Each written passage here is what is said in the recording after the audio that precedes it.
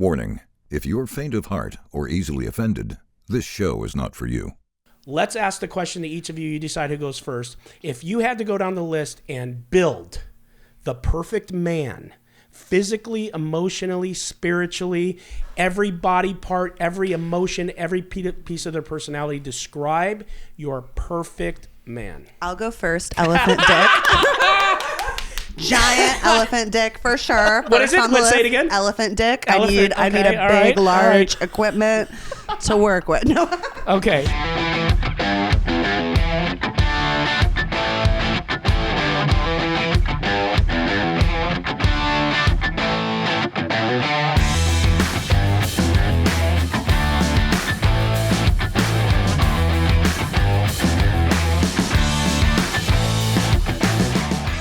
Okay, welcome to the Nick Vertucci Show. I am Nick Vertucci, and the first time co-hosting here, Caitlin from Texas, and we are with the lovely Lynne Ji. Lynne, how are you? I'm good. Thank you so much for feeding us. Oh, right. Yes. Right before we went live, I made a pizza. Yes. And how was it? It was amazing. It was deep dish from Illuminati's, which when I was in Chicago... It's not Illuminati. That's a cult. It's Lou Melanati's. Say that one more time. Well, Illuminati's. That would be. We need to do a blood. We're gonna try to recruit you as soon as the podcast is over. Yeah, we're gonna take you into the back room. Are you sure it's not pronounced Illuminati's though? Lou Melanati's. I think you're making up letters. Lou Melanati's. Okay, Lou Melanati's. Hey, I'm the fucking Italian here. All right, it's Lou Melanati's, huh? Okay, got it. Okay. All right, you got it. When you said it that way, it was a lot Lou clearer. Melanati. Yeah. How can I argue with that? A little sausage pizza. There you go. That's sausage in broken Italian. I don't know what the fuck it is. Anyways, you're welcome. That was your first deep dish experience? Yes, ever. Good. Actually. Oh, wow. Wow. Like, we were in my entire life. We were your first deep dish. Yes. That's good. Yeah. Okay. All right. That's one of the things I've been really pleasantly surprised getting to know you over the last couple of days is how nurturing you are.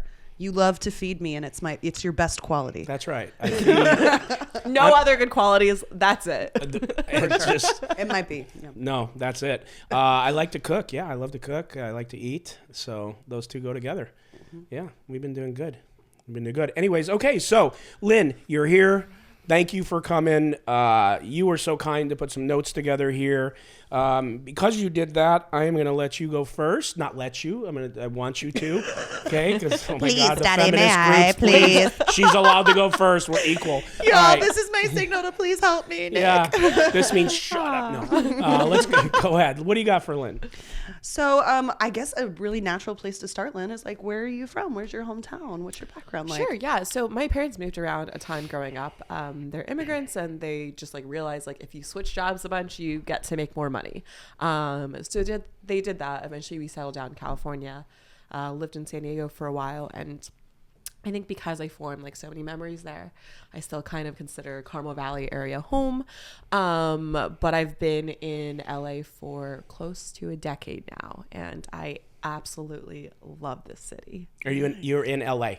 I'm in LA. I'm in Culver City at the moment. Nice. I don't know if I'll stay there, but as some people might know, I lived out of Airbnbs and hotels for a while. That was super duper fun. I was probably in a different city every week. But I'm getting tired of that. I'm 25. I'm getting old. I want to settle down for at least a month. So yeah, we'll see where this goes. You're looking for a white picket fence type deal? Exactly. Damn nice. Right I am. Damn it. Okay. Well, guys, if you're out there, would it include a man? Or a woman. No, most likely a man. Men, women, whoever. So you're saying there's a chance. Hit Lynne up. And if you have a white picket fence, bring it with you. Do either of you guys have white picket fences, by the way? No. No, there's no picket Where is fence. it, Nick? We just didn't do that. I live in Orange County. It's a suburb. It's in a cul-de-sac. Got a wrought iron. So yeah. What Nick's really trying to say is that he's too rich to have the white picket fence. He has the wrought iron or maybe That's it's right. the shrubs the all the way up to the top. Electric opening gates. Yeah. Of course. That's basically what I was trying to say, but you said it better. Figured I'd help you out. Speaking of opening iron gates, tell me about your opening iron gates. Here's what I mean by that. Yes. We could go 10 different ways. We're gonna need an explanation for that. I'm gonna stay on a different path than you think. I'm just going to go right to it. This is something that I promise you, when I'm at a poker table, if a conversation comes up and you're not there, this is what comes up. And it's not creepy. It's about money. Oh. So my question to you is, how at 25 are you playing these high stakes? How are you grinding like this? And you've been playing for how many years now? I've been playing for 5 or 6 years. 5 or 6 years. Yeah. So 19, 20 years old, Yeah. right? Okay. How is this happening? How do you work? Yeah, no, I don't feel like I work. Right. Yeah. Tell us how this happened. I guess I'll like start from the beginning where like 19, 20, I played a lot of poker. And I think like at that point I was like, oh wow, like it'd be so glamorous and fun and free to be a professional poker player. Had some upswings, had some downswings. But come like 2020, when the pandemic hits, I'm on the biggest upswing of my life, doing well. And then I've also just like bought some crypto over the years. So I think between a combination of things, as well as there's been like some revenue from my poker channel, affiliate marketing is super lucrative. Through all of that, I don't feel like making money like has to be like my first priority. And how is that? Because everyone has to make money. Do you come from money? No, no, I don't come from money. Okay. My parents, so they supported me through college, Yeah. but then they found out about poker, so that ended. But yeah, I feel privileged. Oh, when but your not parents that found out privileged. about poker, that was it. Yeah, so it's a good story now. It was terrifying then. Yeah. I think I was 20, maybe 21. I just landed in Macau because I was visiting my boyfriend at the time. Anyways, or I just landed in Hong Kong. I open up my phone and I see 14 missed calls from my mom. Whoa. And this That's is when I scary, know actually. I'm dead. Like, Yeah. there's no way. She's called me 14 times. Either It you're doesn't- dead or somebody else is dead. Well, seriously, Correct. when Yes. someone calls it many That times. is true. So give her a call back after taking like a couple of like very deep breaths. And I'm just like, hey mom, like at this point, I think I have like maybe like 40K or something. She's like, hey mom, I have 40K. I'm going to keep playing poker. Like if you guys decide that you guys need a few months to like talk to me again or whatever, like if you guys want me to return the car, if you guys cut me off your insurance, like completely understand, but I'm going to go do this. And I think at this point she's like pretty mad, but I think she also gets like my resolve. But just to paint the picture, I have like very strict, very authoritarian, Very traditional. very traditional. So they were Asian like, parents. you should be a doctor or a lawyer. Yes. You need to go through like the steps of what they, Absolutely. they When you were tradition. in school, what was your major? Your declared My major was econ. Okay. But I really majored in beer pong. Like I actually Love it. had like, so I'm a try hard when it comes to everything. I did like those red solo cups set up everywhere so I could just practice like my beer pong shot, you know? Yeah, I mean, because, well, you were preparing for real life stuff. Right, Yeah, exactly. that other bullshit, no one uses skills. that. Exactly. No one uses that. Well, you must be doing pretty good because I just saw a tweet in the last week that said you're looking for an assistant. So I struggle with this a little bit. Actually, one of the responses I got from like a Twitter account, his name is Newman, but we have like thoughtful discussions on a bunch of things. Anyways, he was just like, no, like you just need to get more efficient. You don't need an assistant.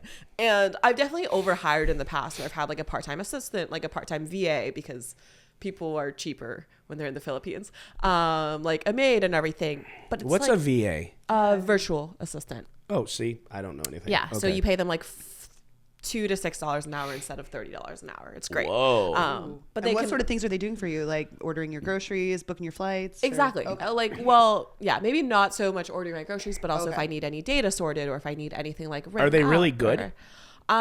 So you have to like train them unless they come like pre-trained, in which case you're paying a hefty premium. But I would definitely like look into it if you guys have any like tasks that you think like a VA could do. We might have to talk about that. That's a good price.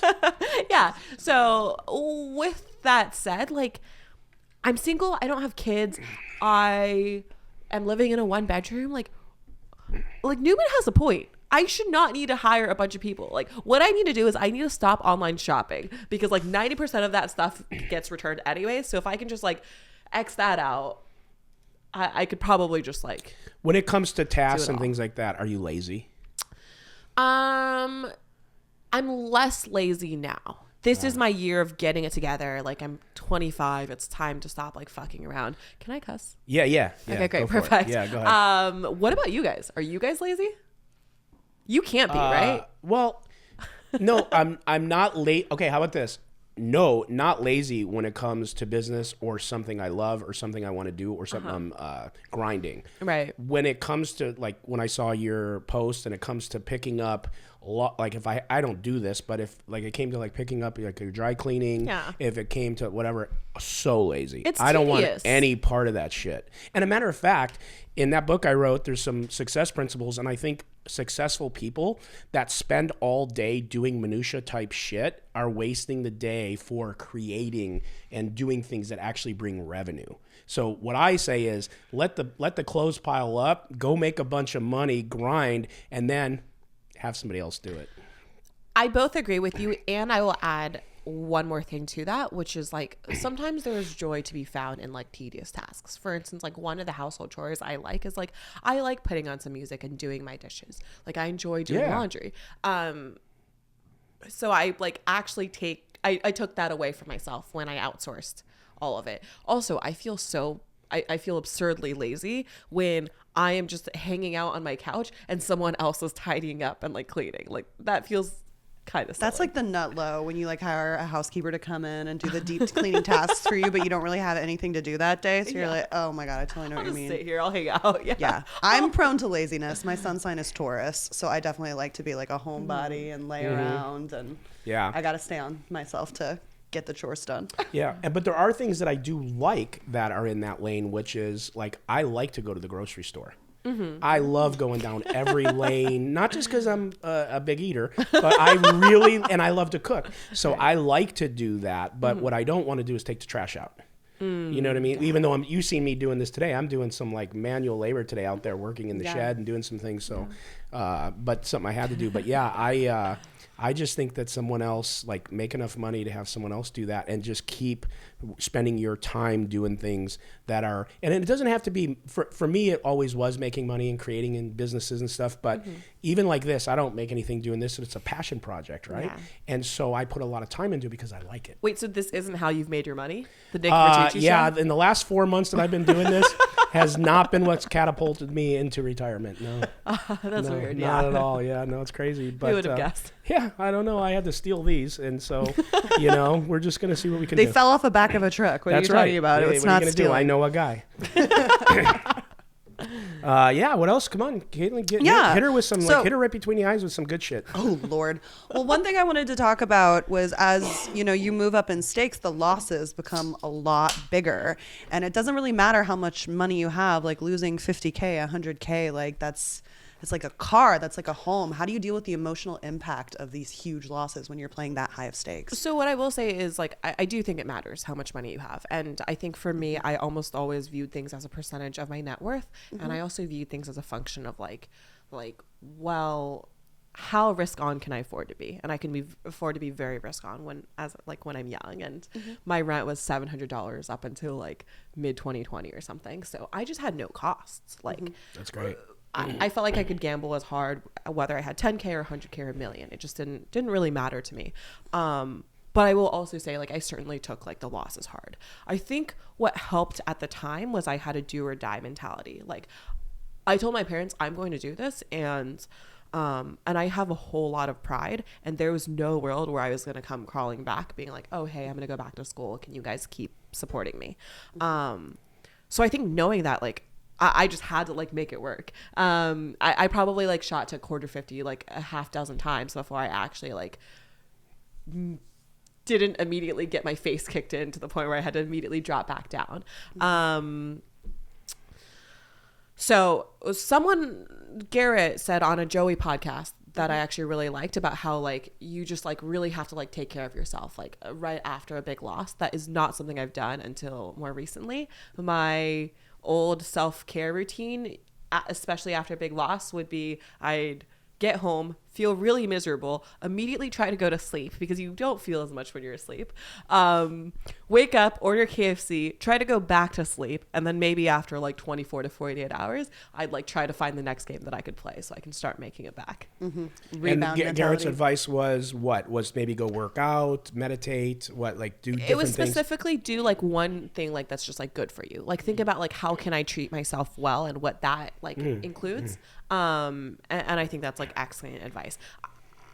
For some reason, I've never thought about like treating myself as like I should treat myself as like someone you love. You know, are you guys Yeah, good like about be your that? best friend. Yeah. No, this is actually something that I discussed when I was on the Solve for Why podcast with the guys, because those guys are so punishing to each other. Yeah. And when they lose, you know, they're like, they want to punish themselves with a workout or punish Yeah. themselves with starving themselves and not eating. And I was like, I come from the complete opposite school of thought.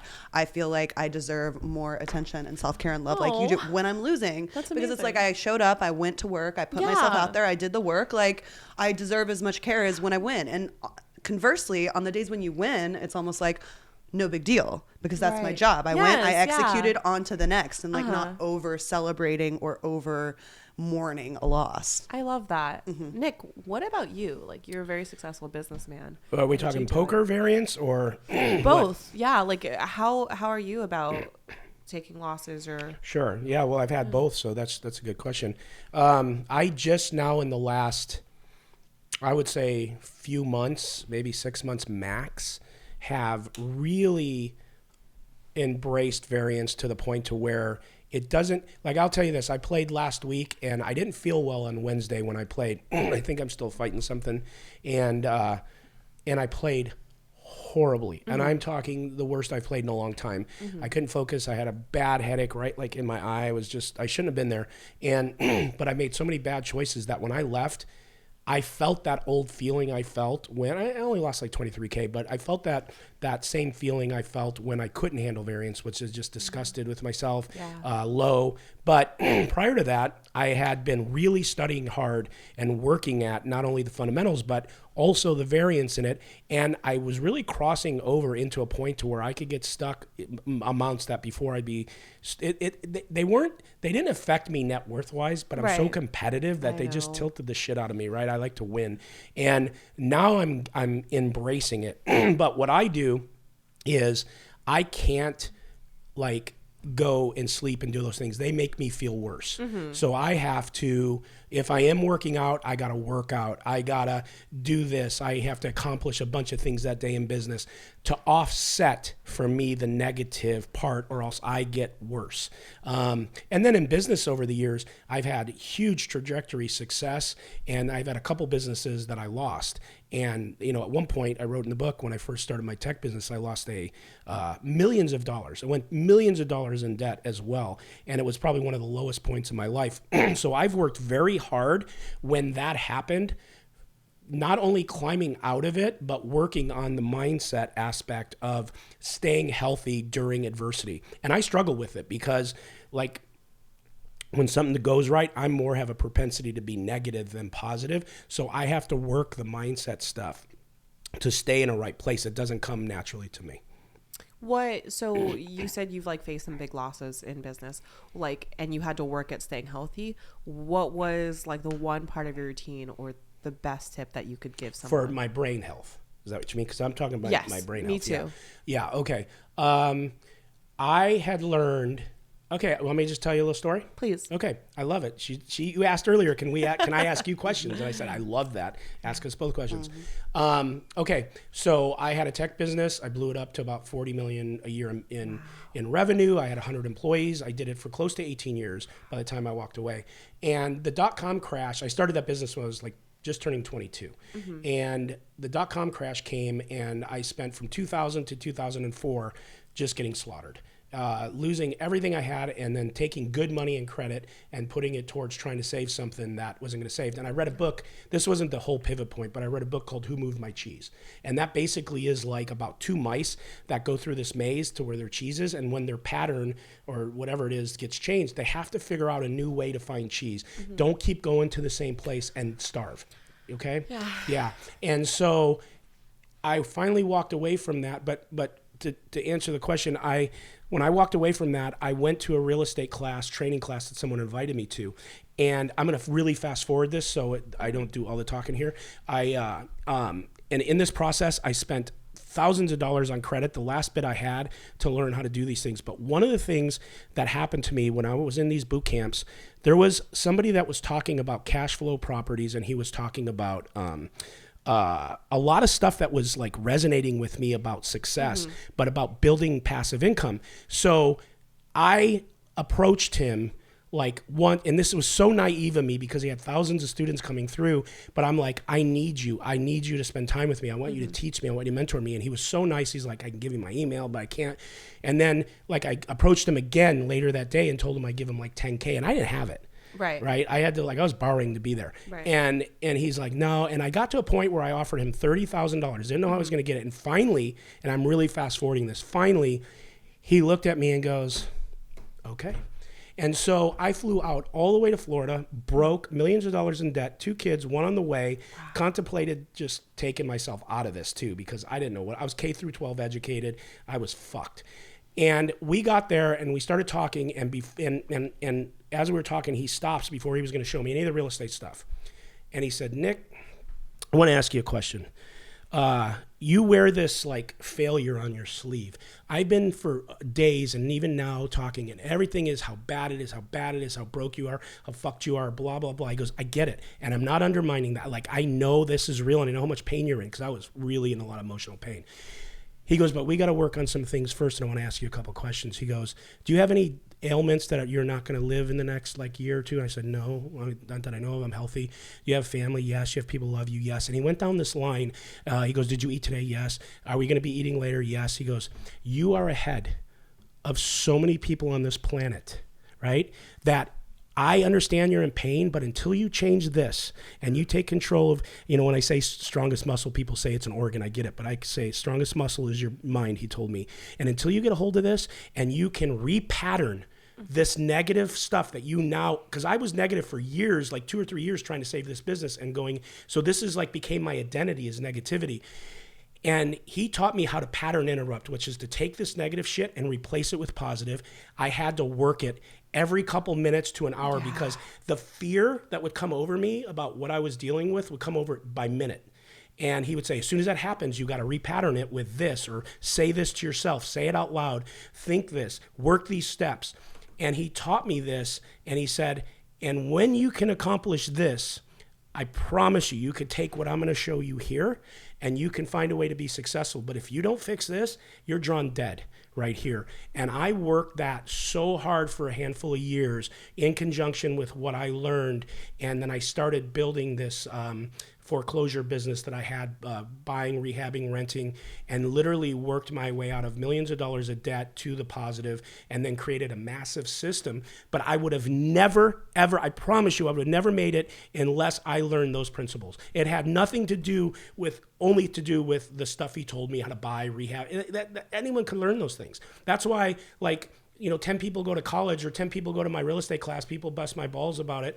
But only 5 are successful. Why? Because those 5 people take what they learned and they go out to do it, and they put one step in front of the other, right? Yeah. And the other 5 don't. And then only 1 or 2 in the 5 are massively successful because they made the choice to be that. Because usually not the smartest people in the room are the ones who are successful. I'm a K through 12 educated guy. I can't split the atom with you. I don't even know how to do algebra. But I figured out some businesses and some niches to do that, and it all came from reworking this. So I had to even remember that and work this in poker. When I'm going through Variance, I'm retired. I have so much, I have enough money. I have family. I have this, I have friends. I'm healthy. I have all this stuff. I have this show, and it just takes me to a place of gratefulness. Yeah. And then I'm able to push through to get back to where I need to be. Sorry about the long-winded answer, but it's the only way I knew how to answer it. No, I love that. Okay. That's, I think that's pretty amazing. I have a couple of thoughts. So first off, one of the things that I don't do very well with is when people have victimhood mentalities. I have a chapter in there, victimhood mentality. Yeah, it's, I understand we've all been through things, and whatever you're going through, it can be really, really hard. But I think it's just so important to be willing to take ownership. The thing is, I sometimes for people, and I'll speak for myself, like it hasn't been as easy as just like, oh, I'm just going to decide I'm going to do this. Like, I think there's just been like a lot of like mental baggage and clutter, and like maybe even like brain chemistry, like things that where like I just don't have like enough dopamine or serotonin in my system to like actually be able to get up and do all the things that I want to do. Right. But yeah, I guess I really appreciate you sharing that story. It reminds me of how I made my first million very quickly. I also lost my first million exceptionally quickly, backing other people. So this was my boyfriend at the time, who I lived with, one of my closest friends, who I found out shortly into the backing deal that was just like both lying to me and my ex-boyfriend at the time, who he had a conflicting backing deal with. Wild. Right. And then a couple of other people. And I think I was probably losing like $200K a month or like something absurd. Felt like I was sending out a 5 or 6 wire out every single week. And I think a couple of good things came from it. I think one, instead of just being like, oh, wow, like I'm getting so unlucky. How is everyone losing? I got to take a step back and think about what have I done wrong? And I think I put them in games that were exceptionally hard to beat, if just like not beatable. The second thing was it really helped me to zoom out, like you said, like, okay, all of these things are going wrong, but what's going right? Right. And at the time, like I was still living in like a Malibu beach house. I was still getting to see a bunch of sunsets. I was healthy, no physical ailments. And I had friends and family that loved me. Like, if anything, like I actually had, some friends that I weren't all that close with that like were super successful, and like they basically staged an intervention where it's like, Lynne, you have to stop doing this. This is not working out. So when you were talking about like, oh, like who moved my cheese? Like this kind of reminds me of that. Like, yeah. I can't just like send good money after bad for forever. No, yeah, you can't. And it's a huge, that book was so pivotal in my life. Because of just that basic premise. It's like, Nick, stop pouring all this money and now credit into something that's just not working. Yeah, what's that quote? It's like the definition of insanity is trying the same thing over and over again, expecting different results. Yeah, and it's the truth. And the reason I put the victimhood in there too is just to your point. It's like, you know, I mean, this guy, his name was Chris. And I tell you this, his exact quote to me was after he went through this whole list, he goes, and he like finally got to everything. I'm like, yes, I have family, people love me, da da. He goes, and fucking shame on you. Like literally, and I'm thinking, wait, I just fucking borrowed $30,000 and scrounged to get here for you to insult me? Like at first I was like taken back. But when it hit me that, oh my God, like this guy just read my shit and he's right, it changed something for me. Now, it's not as easy as that. Like this was a long grind and there was a lot of pain and, you know, and emotional stuff to it. Yeah. But it's like every day you wake up, you are going to make a bunch of choices and do a bunch of actions. Those choices and actions, I swear to you, will be your tomorrow. No matter what they are. If they're you're smoking weed, you're laying around, you're eating fucking cheeseburgers. I eat cheeseburgers, but you're eating too many of them and whatever, and you're not grinding, you're going to be broke, fat, and fucked up. But if you get out there and you put that foot in front of the next one and you go do whatever you're doing and you grind and you make sure you accomplish whatever it is that day and you have, you know, whatever, then eventually, because there's this thing where it's like to create momentum, you have to take an action. And you take an action and then you get a result. And when you get that result, it affects you positively, and then you take another action, you get another result, and you create something called momentum. Absolutely. Yeah. Yeah. It's just like how, like, I think, once again, we'll speak for myself. I think I oftentimes relied on motivation to act. And like you just said, like you can actually start with the action. You don't have to start with the motivation. And when you get a positive result, that can then lead back to the motivation. One more thing, which I was listening to a Tim Ferriss podcast, and he's talking about how if you want to like make a habit stick, or if you want to make it easier, try to find ways to make it more obvious, easier, more attractive. And there's one more that I'm not remembering. But like, for instance, like my supplements now are right by my bed. Like I have a pull-up bar like hanging where like every single time I walk past it, I just like try to do a pull-up. Yeah, you're creating a system. Yeah. So it doesn't just have to be like, oh, like grit your teeth and like work as hard as you can. there's also like intelligent way to think through things. But No, like you right. said, Some people, honestly, if you create systems and you work, this is another thing. It's in there. If you work smart, yeah, you don't have to work. I always said this. I'll work 80 hours a week, not to work 40. Right?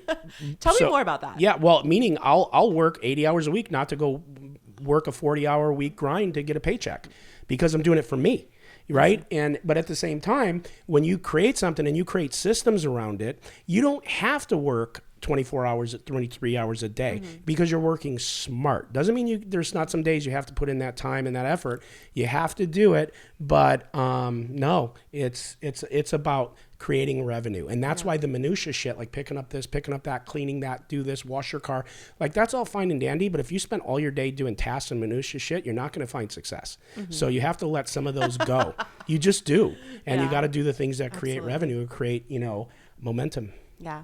I will say I really appreciate you sharing that story, because outside looking in, and we've been friends for a while, like it's like, this is like macho Nick who has his like shit together, and like maybe he has like, I didn't know if you had a big ego, but like I think that was potentially my first impression. Yeah. I'm pretty polarizing with that. People think I'm a dick.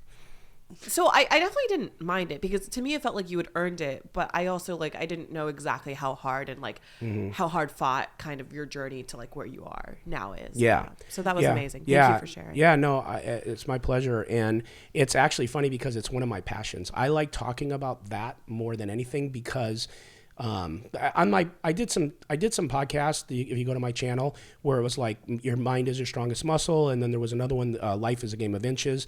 Those are chapters in there. But I did those on my channel because that's actually where and then what happened, September 29th happened, the Jack 4 thing. And I stopped making them because then I went into like a shit show. But that's really where my heart is, because when I was teaching people to be successful in teaching them real estate, what I would tell them is this. I would incorporate this mindset stuff in it, but I told them this, and you said it. You can't take mindset and all the mindset principles and all this rah-rah shit and just make that like what you do. Because at the end of the day, when you're not taking the actions, you're not putting the work in, you are going to get disappointed in the motivational stuff and you're going to lose interest in it. So I told them, I said, look, I'm going to teach you in the next 4 days all this stuff that I want you to know what the success principles are to successful people. Then I'm going to give you, for the next 4 days, all of the formulas to flip houses, do this, invest in real estate, whatever. But if you don't go out and you don't go do it and take these steps, I don't give a shit how good the training is, how bad it is, whatever, you're not going to be successful. And here's the hard truth. More than half of you won't do anything. I used to say that right from stage. More than half of you will go home, you'll love this training, you won't do anything, because that's what the nature of most people are. But those of you that do, and those of you that don't give up and you take a no, you take a hit, you take a loss, you take some, shit, some negative stuff, but you keep going and you keep going, you will find success. And so I believe in that. So I love talking about it because that's the secret to success. I know some really smart people. I mean, they could go on Jeopardy and probably win every week. They're so intelligent, but some of them don't turn it into dollars. So just having a high aptitude isn't going to get you success. Yeah. Absolutely. Yeah. I think I learned that the hard way as well, where growing up, like I got good grades and I was good at like academic competitions because I was smart, but it got to a point, and it definitely got to a point in poker where I wasn't going to get much further just like by being smart. Like I actually had to put in some work somehow. Right. And I'm very grateful to have had so many like smart, successful people around me, because they made it so much easier. Right. Like if anything, I'll admit this, like I probably got fed like a ton of like good strategy and whatever, just like hand to mouth. Well, your network is your net worth. Yeah. Like who you surround yourself with and learn from. Yeah, absolutely. I guess I want to now like turn the question a little bit to you, Caitlin. Like, what was your... I love that Lynne comes on, because she's, if for everyone you don't know it, real quick, if you don't know it, Lynne just started a podcast. Really I want you to give them the information so you get some traction on it more, because I know you're doing really well. But this is fucking awesome. You came onto the podcast and you are fucking interviewing Caitlin and I. Yeah. But let's keep that up. I can put my notes away. This is fun. So Lynne, please, what questions do you have for Caitlin? Well, Caitlin seem like you handle setbacks so well. So my question is, what is your biggest setback and how did you recover from that? My biggest setback. So I actually talked about this on Nick's podcast, but in 2017, I broke up with my fiance like 6 months before my wedding, and I had like a nervous breakdown, and it completely like derailed my life, and I thought it was all over for me, and I was in and out of treatment for a really long time, and had a lot of like mental health struggles, and it was actually poker that saved me, because I was back home in Texas to try to be around my family, and just like going to the same club every day and seeing the same people, and just slowly over time, it wasn't like a switch happened where all of a sudden I'm happy and I feel healthy again. It was more like, oh, slowly over time I'm starting to notice I have more friends than I've ever have. I'm making more money than I ever have. And just being open to that and staying on the path and not giving up, for sure. That's amazing. What if you could name like one or two traits, what do you think like led you to your success in poker? I still have a long way to go to consider myself successful in poker, I think. I think I've had some good traction on the content side of things, and I've banked a couple of tournament events, but my lifetime earnings are nothing to, brag home about. But I think a huge translation between my old entertainment career and my current poker career is not being afraid of failure and not being afraid to fall on my face, embarrass myself, lose 20K in Max Payne Monday or whatever stream, and show up the next day with my head held high and trying again. So it was, and I think it was Juan that said on your podcast that like resilience was the number one quality that helped her.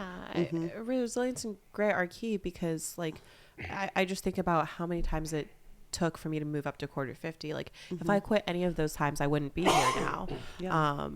So yeah, that's really impressive, and this is definitely something I want to talk to you like more potentially like off camera as well. Because I don't want to just monopolize this, but it seems like just like your self-care routines and everything you do for your mental health, it seems like that makes it a lot easier for you to then show up the next day. Oh, 100%. And it like I got a little snippy in a poker coaching session, and he had to come down on me the next day, and I realized, I haven't been, because of the holidays and all this traveling, I haven't really been very disciplined about my physical exercise. I haven't been disciplined about my meditation, and that's why I'm not showing up as my best self. So then I, got back on my routine, and I was able to show up in a way that I was proud of, and rather than, get snippy or immature or emotional and mood swings and things like that. Like you have, for me, I know like I need exercise, physical exercise several days a week, or I'm going to be a little bit of a brat. Me too. A little giant brat. I am much nicer to be around if I am going to the gym, because when I'm not going to the gym, like I need to feel like I'm accomplishing things to feel good about myself. If I don't feel good about myself, that insecurity shows. And I'm just not as like warm and friendly and sociable. Yeah, absolutely. 100%. So one thing I've been dying to ask you about is you're the queen of prop bets. You love a good prop bet. Just a few that I've been privy to as your follower. You did a fat loss bet where you started at 145.57 and still found a way to take off 7% body fat to win the bet. That's so friggin' lean. Oh my God. One time someone dared her to do a marathon. Next day, no training. Mama got it done. And then most recently, you did a 200 NL ACR challenge, which that's probably the hardest pool on the planet. It's like bot-ridden and European-ridden. Tell us about your prop bets and what gets you excited about them. So I guess I'll hit them one by one. First off, the fat loss bet. I was really lucky there. Because the only reason it came up was because this guy I'd really liked like suggested it, and he kept suggesting it, and I'm like, well, I like hanging out with you, so this is something that I need to do to spend more time with you. Like fuck it, like this is good for me anyways. What was the plus EV about this guy? Was it he was teaching you poker, he was giving you opportunity, or you were sleeping with him? I was definitely sleeping with him. I have not so my very like first boyfriend in poker or whatever, second one actually, he was really helpful like poker wise. I've never like shown up to a relationship thinking like, oh, like I'm going to date this person to get better at poker. Coaching is pretty easily accessible. I don't sleep with my coach either. He's handsome, but not yet. I've tried and failed. Not yet. I will. If you could get me a discount. Well, let me get to work out. We'll share the percentage. So I think just with him, it was really easy to create good routines. That was like super duper important. The other thing I will say is if you are someone who is like genuinely overweight, and honestly, even if you're not, like, two really good drugs to look into are semaglutide, also known as like Wegovy and Ozempic. Those are the brand names. It's supposed to be like genuinely a miracle drug. It seems like they've done enough testing to find out that We talked about this yesterday, but go ahead. Oh, you guys really? Yeah, Oh, okay. it was one of our subjects. I've I won't looked go into very this again. deeply into Ozempic and the fad of Ozempic. But for no, sure. continue. Well, so that was huge. What was for the me. second one? The second one is metformin, and you can use those two in combination. Metformin's supposed to be pretty good, and just like in terms of regulating your insulin levels, as you guys know. Yeah, it's pre-diabetic medication. Yes. But like, I think if you're like fairly thin already, please don't use this. But otherwise, it just seems like there's not really like many harms or negative side effects that come with it. It's like, it just seems to all around be good for you. Unfortunately, it's not particularly affordable. So that's potentially like something to keep. Legal disclaimer: the Nick Vertucci Show does not support, recommend, or condone any medical advice. But go on, Lynn.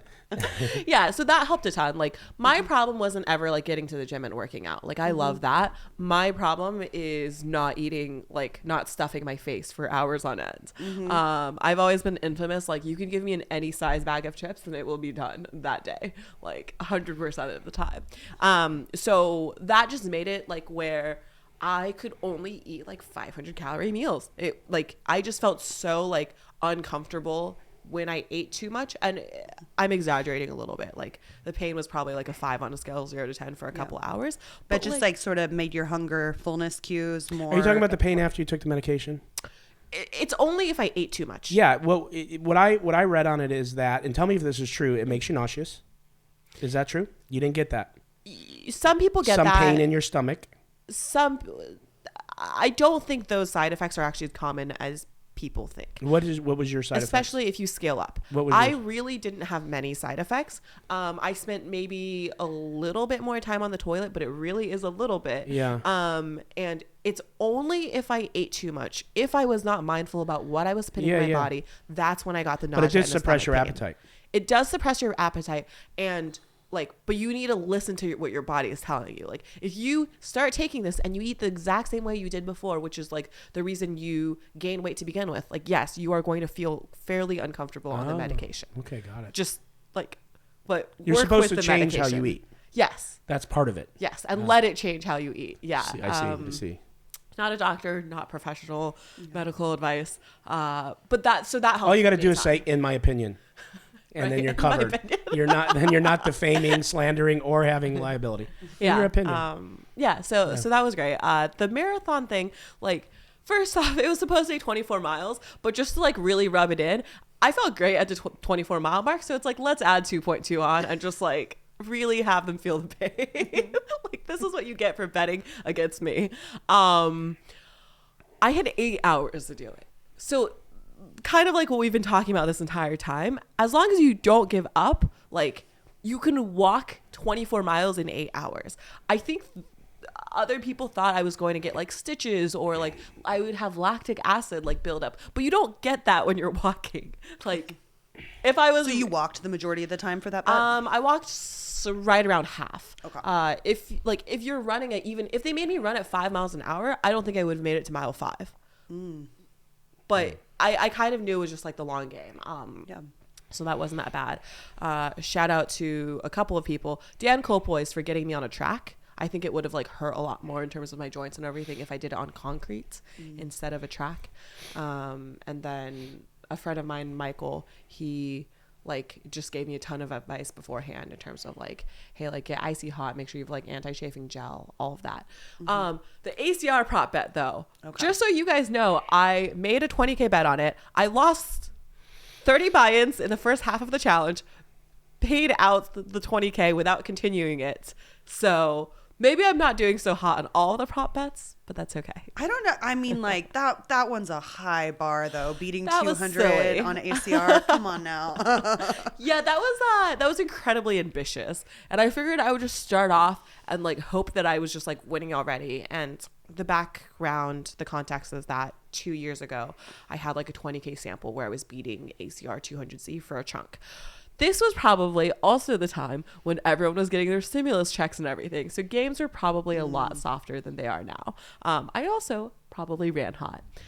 Did not realize that. And then by the time I was stuck 30 buy-ins over 20K hands, that was when I was just like, well, I can lose another 6K and then pay out the 20. Or I could pocket the 6K, potentially go shopping or on a trip and pay out the 20. You love to shop and travel.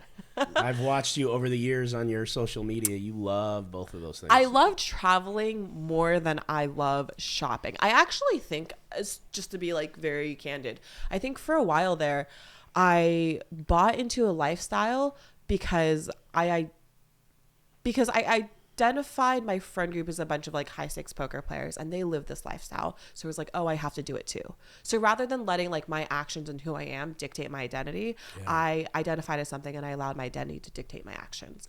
I think that was actually a pretty big mistake. And I'm working on reworking, I guess. That's like good. a lot of Hey, things. it's all a process. Yeah. We figure shit out as we go, right? Yeah. And if someone interviewed you today and they interview you 5 years from now, it's a totally different person. That's just how that goes. I'm really grateful for like you saying that, and then just everyone around me who just like allows me to change. Yeah. You might have an opinion on something today and it won't be your opinion, down the road, or your trajectory or what your goals are. Like those change through your whole life. And that's what people have to understand. Like even some people in life, like whoever doesn't think this is just an idiot, but people make mistakes. They make bad choices. They do things they shouldn't do. And some people learn from them and change it and become different and better, and some don't, and they go farther down the hole there. But you'll see that as you go. I know because I'm fucking old, so I know how it goes. You're gonna figure it out. So Thank you. Yeah. So I have a question for both of you guys, and I'm putting you guys on the spot. What's something that you guys have changed your mind on, whether it be recently or something from like a few years ago to now? Well, we were talking about this at lunch right before, but I grew up like super conservative politically, and I used to listen to Rush Limbaugh and Mark Levin and read all their books every day, and was very much beating that drum. And after I went to college and I got to have like a more diverse group of friends and be around people that weren't like-minded, I definitely softened on social issues such as being pro-life and being anti-gay marriage. I'm definitely now believe in a woman's right to choose and love for all. Yeah. What about you, Nick? So some things that have changed with me over the years were I could tell you, if you guys knew me 20 years ago, like, okay, so right now I seem pretty polarizing, and I know when you get to know me, you get to know the soft side, you get to know who I really am. But there is a very alpha whatever side, and if you go 20 years ago and you think I'm a dick now, I was the biggest dick you ever could meet. So, and what I mean by that is, it wasn't that I was a dick. I was still the same person. I still had the same heart, but I was so hardlined with what I thought and how I saw it. And I didn't have any tolerance for anyone else's thoughts or views because I didn't understand how they could possibly think that. and over the years, what I've learned is that there are a lot of different views, and I may not agree with them. And we talked about this over lunch too. And it's like, you could be the polar opposite of me in religion, in your ideologies, in everything you think, and even certain policies. And I could be in the room with you now, and I could like you maybe as much or more as somebody who has the same ideologies and thoughts of me, depending on who you are as a person. And I'm very comfortable with the fact that if you don't think like me, that's fine. But I'm going to be who I am. Just like on our podcast the other day, you asked me a tough question about my faith, and I just answered it. I'm not going to, water it down. So I think that's one thing. Some things that have changed over time is I was very polarized in, my politics, Republican, this, da-da-da. I'm not like that anymore. I now know that I got duped and I drank the Kool-Aid by a lot of stuff in our government. And I was very supportive of anything that a particular Republican or someone would think. Now I know that most of that party are a bunch of sold out rhinos, and I know that we went to wars that we shouldn't have went, which I supported because I thought it was the right thing to do, and I believed the propaganda. And so a lot of things have changed with me where I feel I'm a lot smarter, and I don't believe everything I hear now just because it aligns with my ideology. That's amazing. I find that most people tend to get more rigid as they get older, so it's very cool that you've done the opposite. And my question for you is how? How did that change? I don't know. I think just, well, the last part was just being more educated on how the world really works, who controls it, how the money works, why everybody is sold out and bought out, and why we went to wars. Like, I really went and I'm very versed in a lot of that. So instead of just believing the propaganda that's put out by our media, which, by the way, our media, I don't care if they're right, left, or indifferent. Of course, they lean left, but back in the 50s, there was something called Project Mockingbird. And that was by this might even get cut. This was by the CIA, who made a conscious effort to take over the media and to slow bake us into what they wanted our society to think, believe, and how they wanted us to act. And so the media is not real, and it's not fair and balanced or unbiased. It is definitely a narrative that they want us to believe. And so now that I know that, I figure things out differently, and I know what the truth is, and I could see the truth now before. So that's just like me putting in the work. As far as the other part, I think it's just maturity. I think it just came with I still got a ton of testosterone running through me, believe it or not, whether I got it injected or not. Whatever it takes. But I had so much back then that I just could only see it my way, and I was so hard charged. And it was part of my success. I mean, that's one of the reasons I was successful, is because I was so hard charged. But it just, over time, I just realized, I could sit in a room with someone that believes in pro-choice, gay marriage, this, that, the other, and I fucking like you. Yeah. And then there's a person that believes in, they're a Trump supporter, because I am. People think I'm fucking out of my mind, but I am. I lean into what I believe. And they could be this, or they can believe my politics, they can believe my religion. And I don't like you. You're just not a good person. So over time, it's just, I've matured into I judge the person, I respect their ideologies. And what I don't like is when I'm with someone that has the complete polar opposite to me, because this used to be me, so when I see it, it just makes me sick, is when they attack you, when they attack me for what I believe, when they call you a racist because you support this person, or they call you this. That is the type of thinking that I was years and years and years ago in my ideology, and now I just think you're an idiot, because it's closed mind. It's just it's not true, Yeah, that makes a lot of sense. Yeah.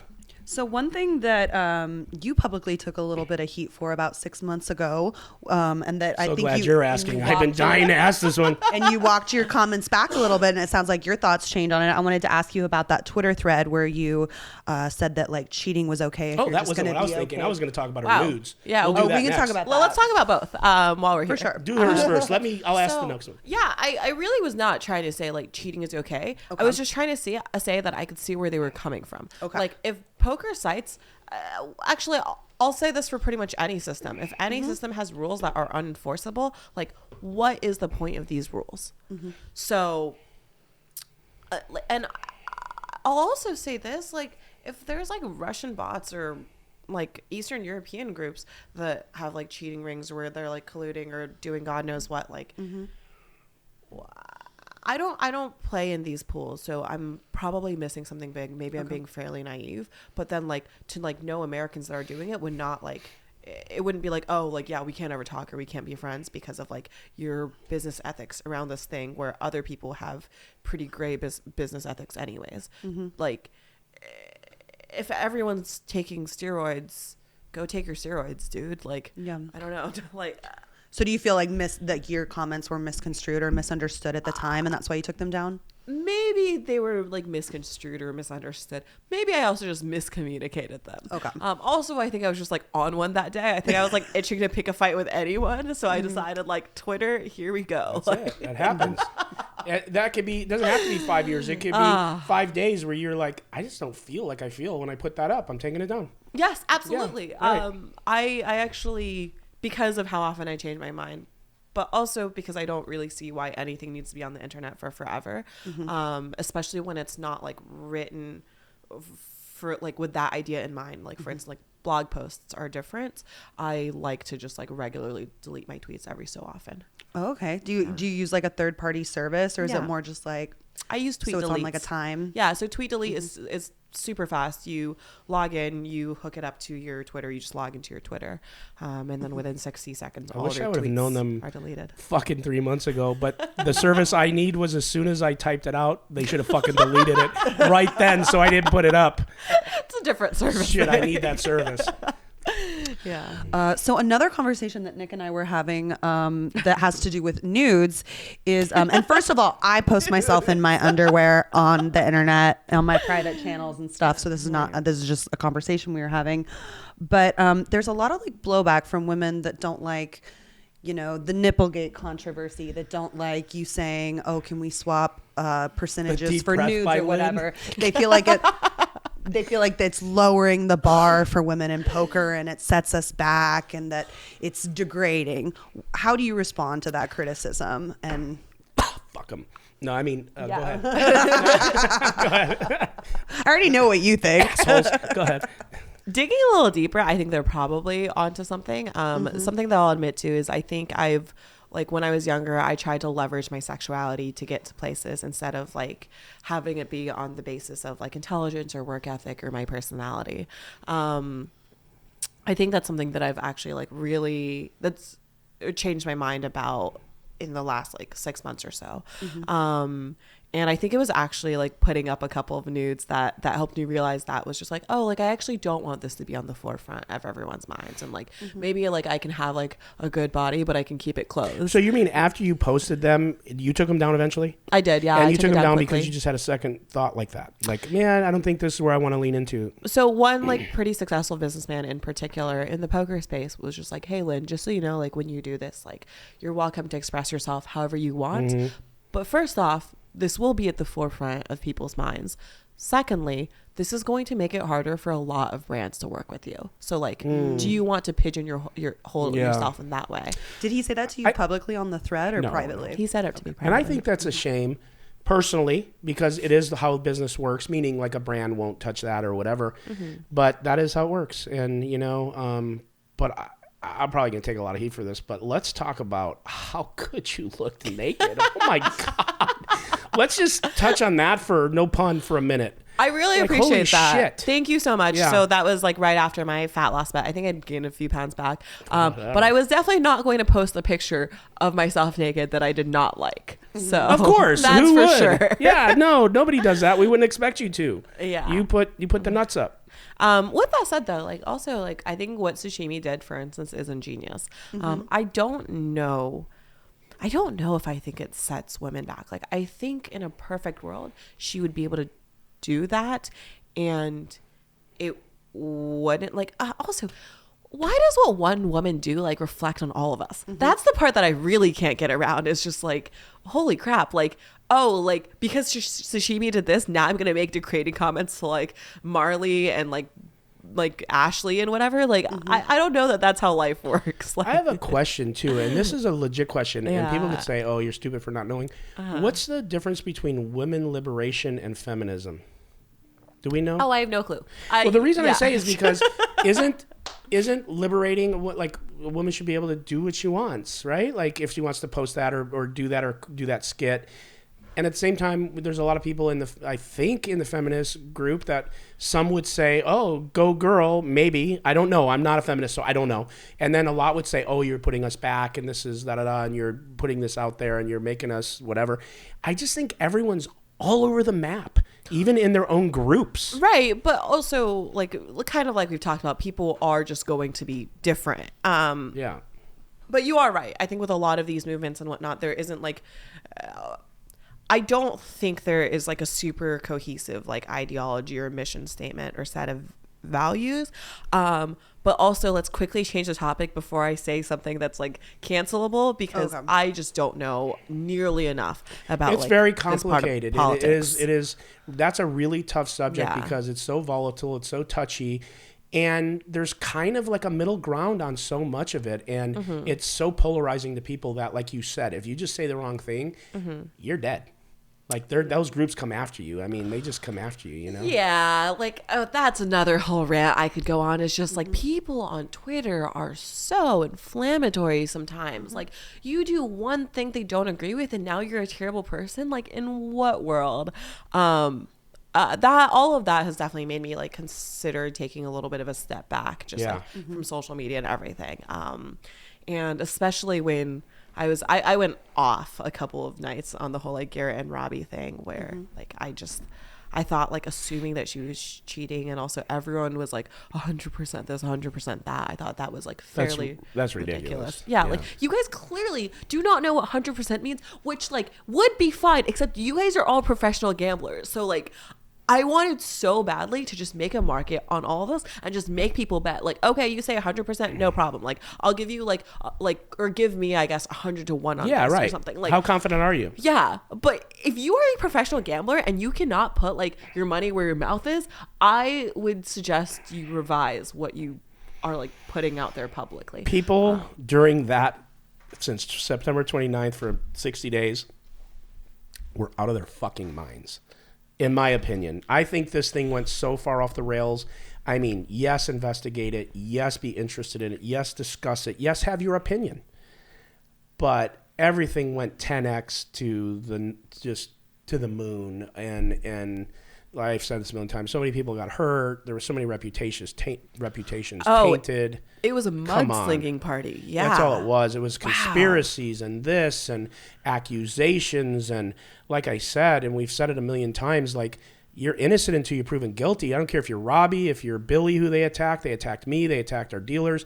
It's like you can't do that. As soon as you say that about that person, even if it's not true, and some things can't be proven either way, but that tag that you just put on that person will stay with them for the rest of their career, for the rest of their poker, that even if like whatever, you'll still have someone go, oh, that's the guy from Hustler that was putting his fingers here and doing signaling and doing this. And it's like, that's not true, but that will be with me forever. Yeah, I hear you. And some of it sounds so ridiculous. Yeah. Shout out to Robbie and how well it seemed like she handled it. Like it seemed like she just took it in stride. She did. I will say this, and I've said this before. I think Robbie figured out how to handle it, but her first 2 weeks, maybe and some change, were a train wreck. Okay. In my opinion, because her narrative changed. Okay. And I've told her this. She's coming on. I have no bones with Robbie. Yeah.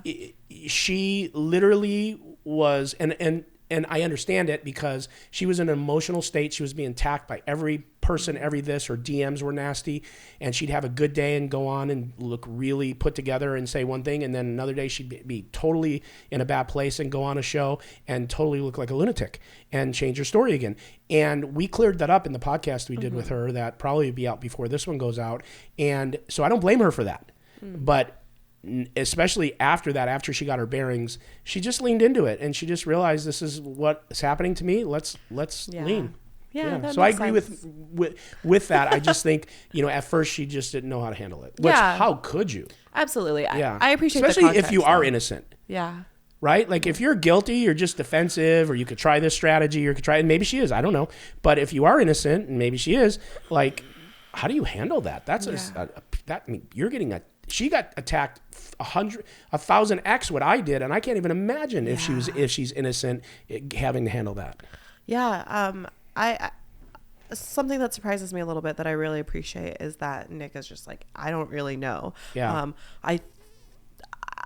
I guess from like a purely business interest, I could imagine myself in Nick's shoes, at least thinking like, oh, like it's great. It's better for me if I just like, I'm like 100% no way she cheated. But I never did that. Huh? I never did that. Yeah, I think that's great. I think that's really impressive. I couldn't do it. I never did. I never even gave my opinion. Yeah.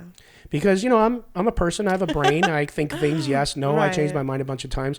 But I never did that because in fairness to Robbie and in fairness to Garrett, wasn't the right thing to do. Yeah. I had to just do what we were supposed to do and stay neutral and try to keep the wheels on. Yeah. No, I think your messaging from the very beginning, I remember like your appearances on Joey's pod and stuff was very much like, I don't know what happened, but I'm going to find out. Yeah. I'm going to try to find out. No, I'm going to try to find out. I'm not going to leave a stone unturned. I'm not going to, sweep it under the rug. We're going to figure it out. And that was apparent when when the casino came to me, Doug Polk was in town. He was actually in the casino with us. He was doing something with us.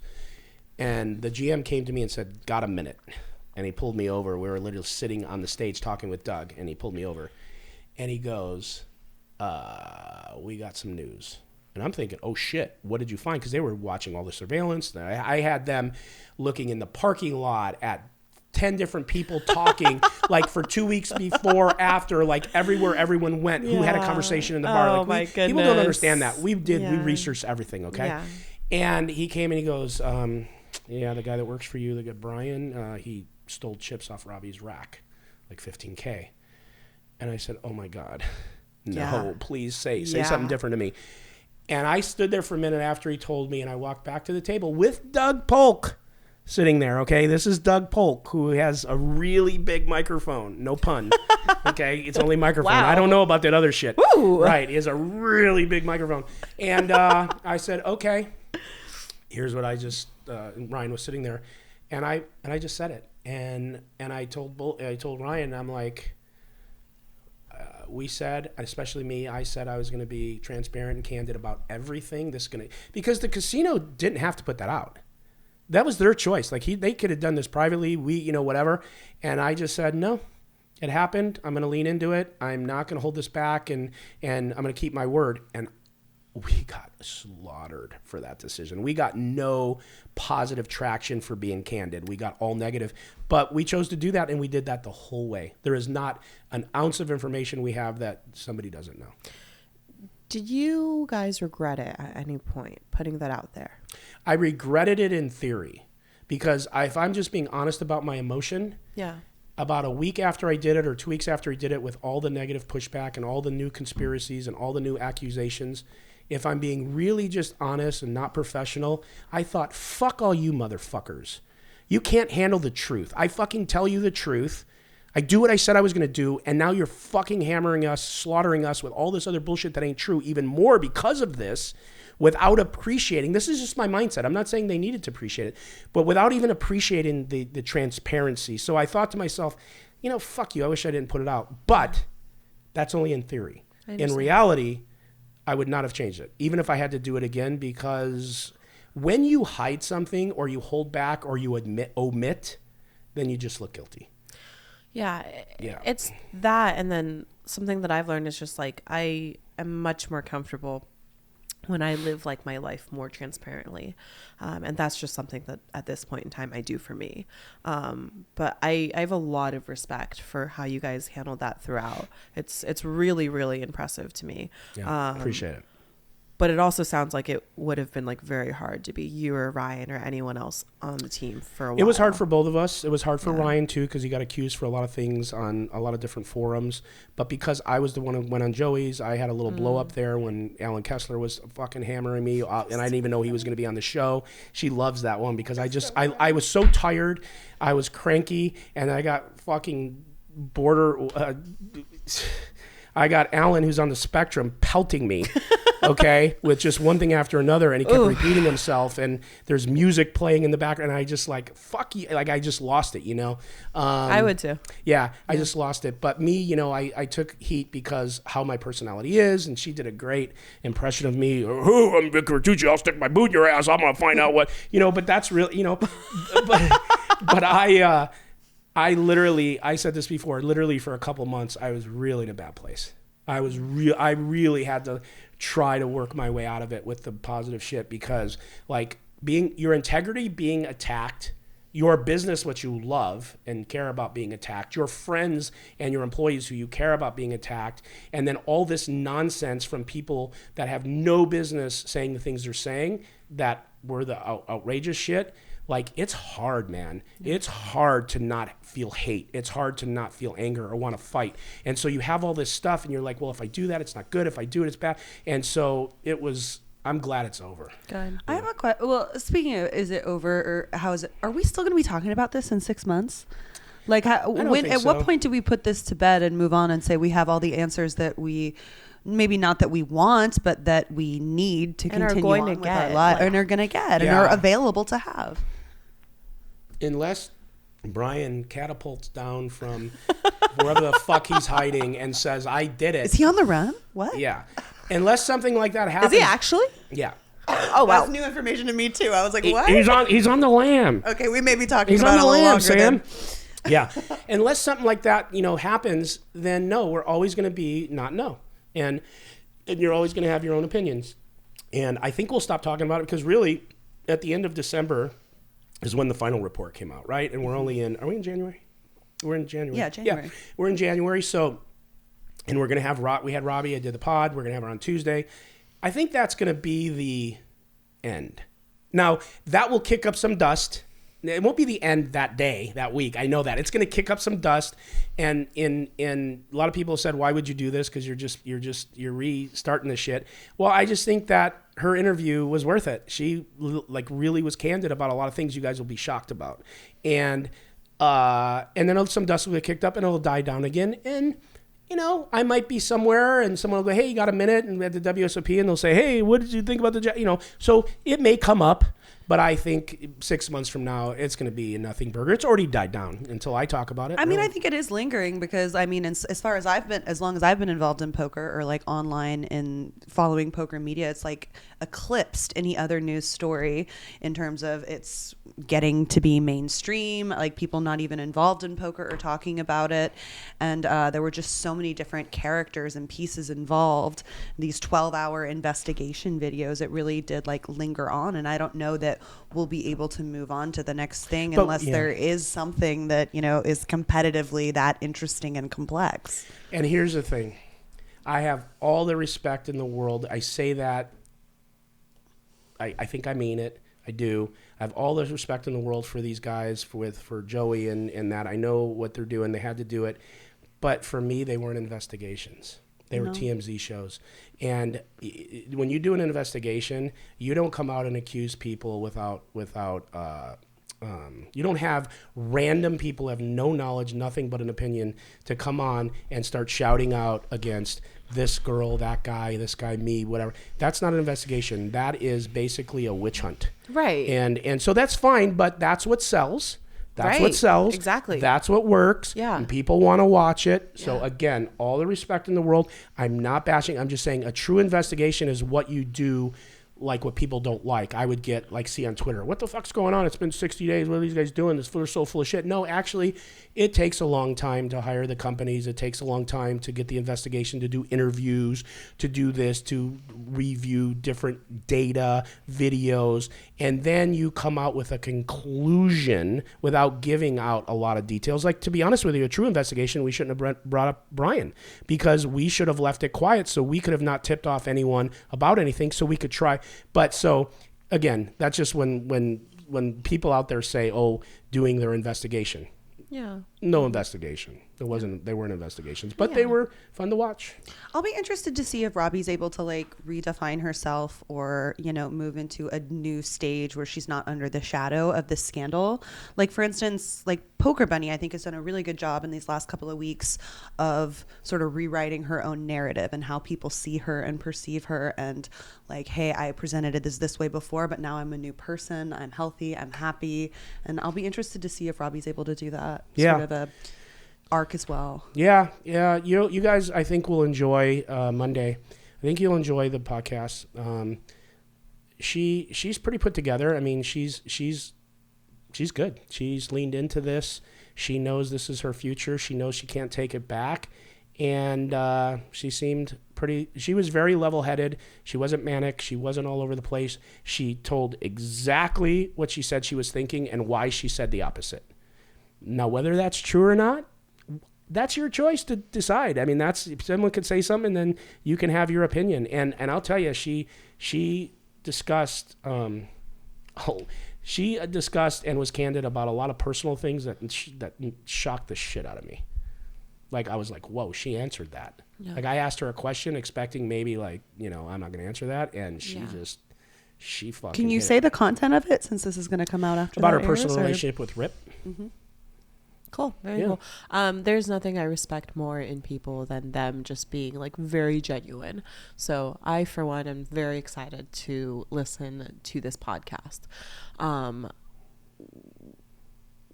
going back to what Nick was saying earlier about how like what these people were doing, at least what some of them were doing, weren't investigations. I think that's something that I really struggle with in terms of like social media and creating like YouTube videos as well. Do I create what I want to create that feels authentic to me, or do I do like the gimmicky stuff that like is more likely to get views? So I understand where these people are coming from. But yeah, to label it an investigation is perhaps like a tagline more than it is reality. Yeah. I mean, let's talk business. Business-wise, Joey did the smart thing. Oh, for sure. Business-wise, he did the smart thing. I don't even have any print. grudges. We talked after this because we were not good for a while. We kind of like pissed each other off. Yeah. And he, to his credit, I reached out to him and I said, "You got a minute?" And we were both very honest, and he was very gracious, and I was back to him. And so I don't want anything I'm saying today to be taken anywhere other than that. But I also will still say how I feel, and that is, business-wise, he made the right decision. It got views. He probably had more people in the live chat than he's ever had, I think. And I mean that respectfully because it just was such an interesting topic. He had to go 12 hours. Like, this was an interesting topic, right? And, but to your point, like, is that what you want to do? Because it's not real. It wasn't real. It wasn't an investigation. It just was interesting as fuck. And, you know, like you said, do you want to put out content that's clickbaity and that you're going to be, you know, you're going to have like huge success because this is what people want to hear? Or are you going to put out stuff that's true to you and maybe not get that kind of traction, but keep doing it because you love it? That's only something that you can answer, because there's a case to be made for both. Yeah. And if you can find, like, I try to find a happy medium between both and talk about, like, I got slammed here by a friend of mine yesterday or day before. Do you remember Mike Matisow? Was that yesterday or day before? The day before. Okay. And, which is fine. Love him. He's still my friend. I don't care. But when he saw that I put up that I had her on my pod and then I'm going to have her on Tuesday, he went, first of all, he put up something and then he went live immediately, just fucking laying me out. Like, I was on the phone with him. He said he hated her. She's a sociopath. And I never said those things that way. I just said I hated how she was handling it. And if she can be okay after this, maybe she's a sociopath, because I was crushed just being accused of, like, not even close to what she was, right? And I was so whatever. So I used those words, but not in those contexts. And he's like, "Oh, you're selling out. You're selling out. This is what you hated about everyone else doing their shows." And he was on his podcast. And I called in and I said, "Mike, stop this shit. I didn't say that. I said this." He goes, "Oh, yeah, that's true. You did say it that way." I go, "Okay." And, you know, Mike, like, yeah, like, I put that out and people are all going to watch because it's very like, "Oh my God, Robbie's going to be on." But I did a fair interview. And I asked tough questions, and I didn't softball her. But what I also didn't do is have her on either to set her up and to make an asshole out of her either, because I don't think it's right to do that to people. I think you just have to ask the question and accept the answer. And I asked some really tough shit, and she answered a lot of it. And so, you know, like, his opinion was I sold out and I'm looking for clicks. That's not true. But at the same time, that's very interesting, and I'm going to probably get a lot of views from it. So it's like, you got to find the happy medium, and I think you got to do the right thing. I always find that the whole, like, "Oh, you're just a clout chaser, you just want clicks," is like such a weird, like, insult or jab, because it's like, yeah, of course, we're in media, you dummy. Yeah, the more views, the better. Like, guess what? On my poker show, Hustler Casino Live, yeah, we want clicks. We want views. We want you to watch. We want, like, yeah, of course we do. Like, yeah, that's why we're doing it. Speaking of which, how did that whole incident affect Hustler Casino Live and your view counts? Because my guess, as someone who knows nothing, would be that now you guys get more views stream over stream. We did. When it was first happening, our viewership went up close to 35%. Okay. Oh.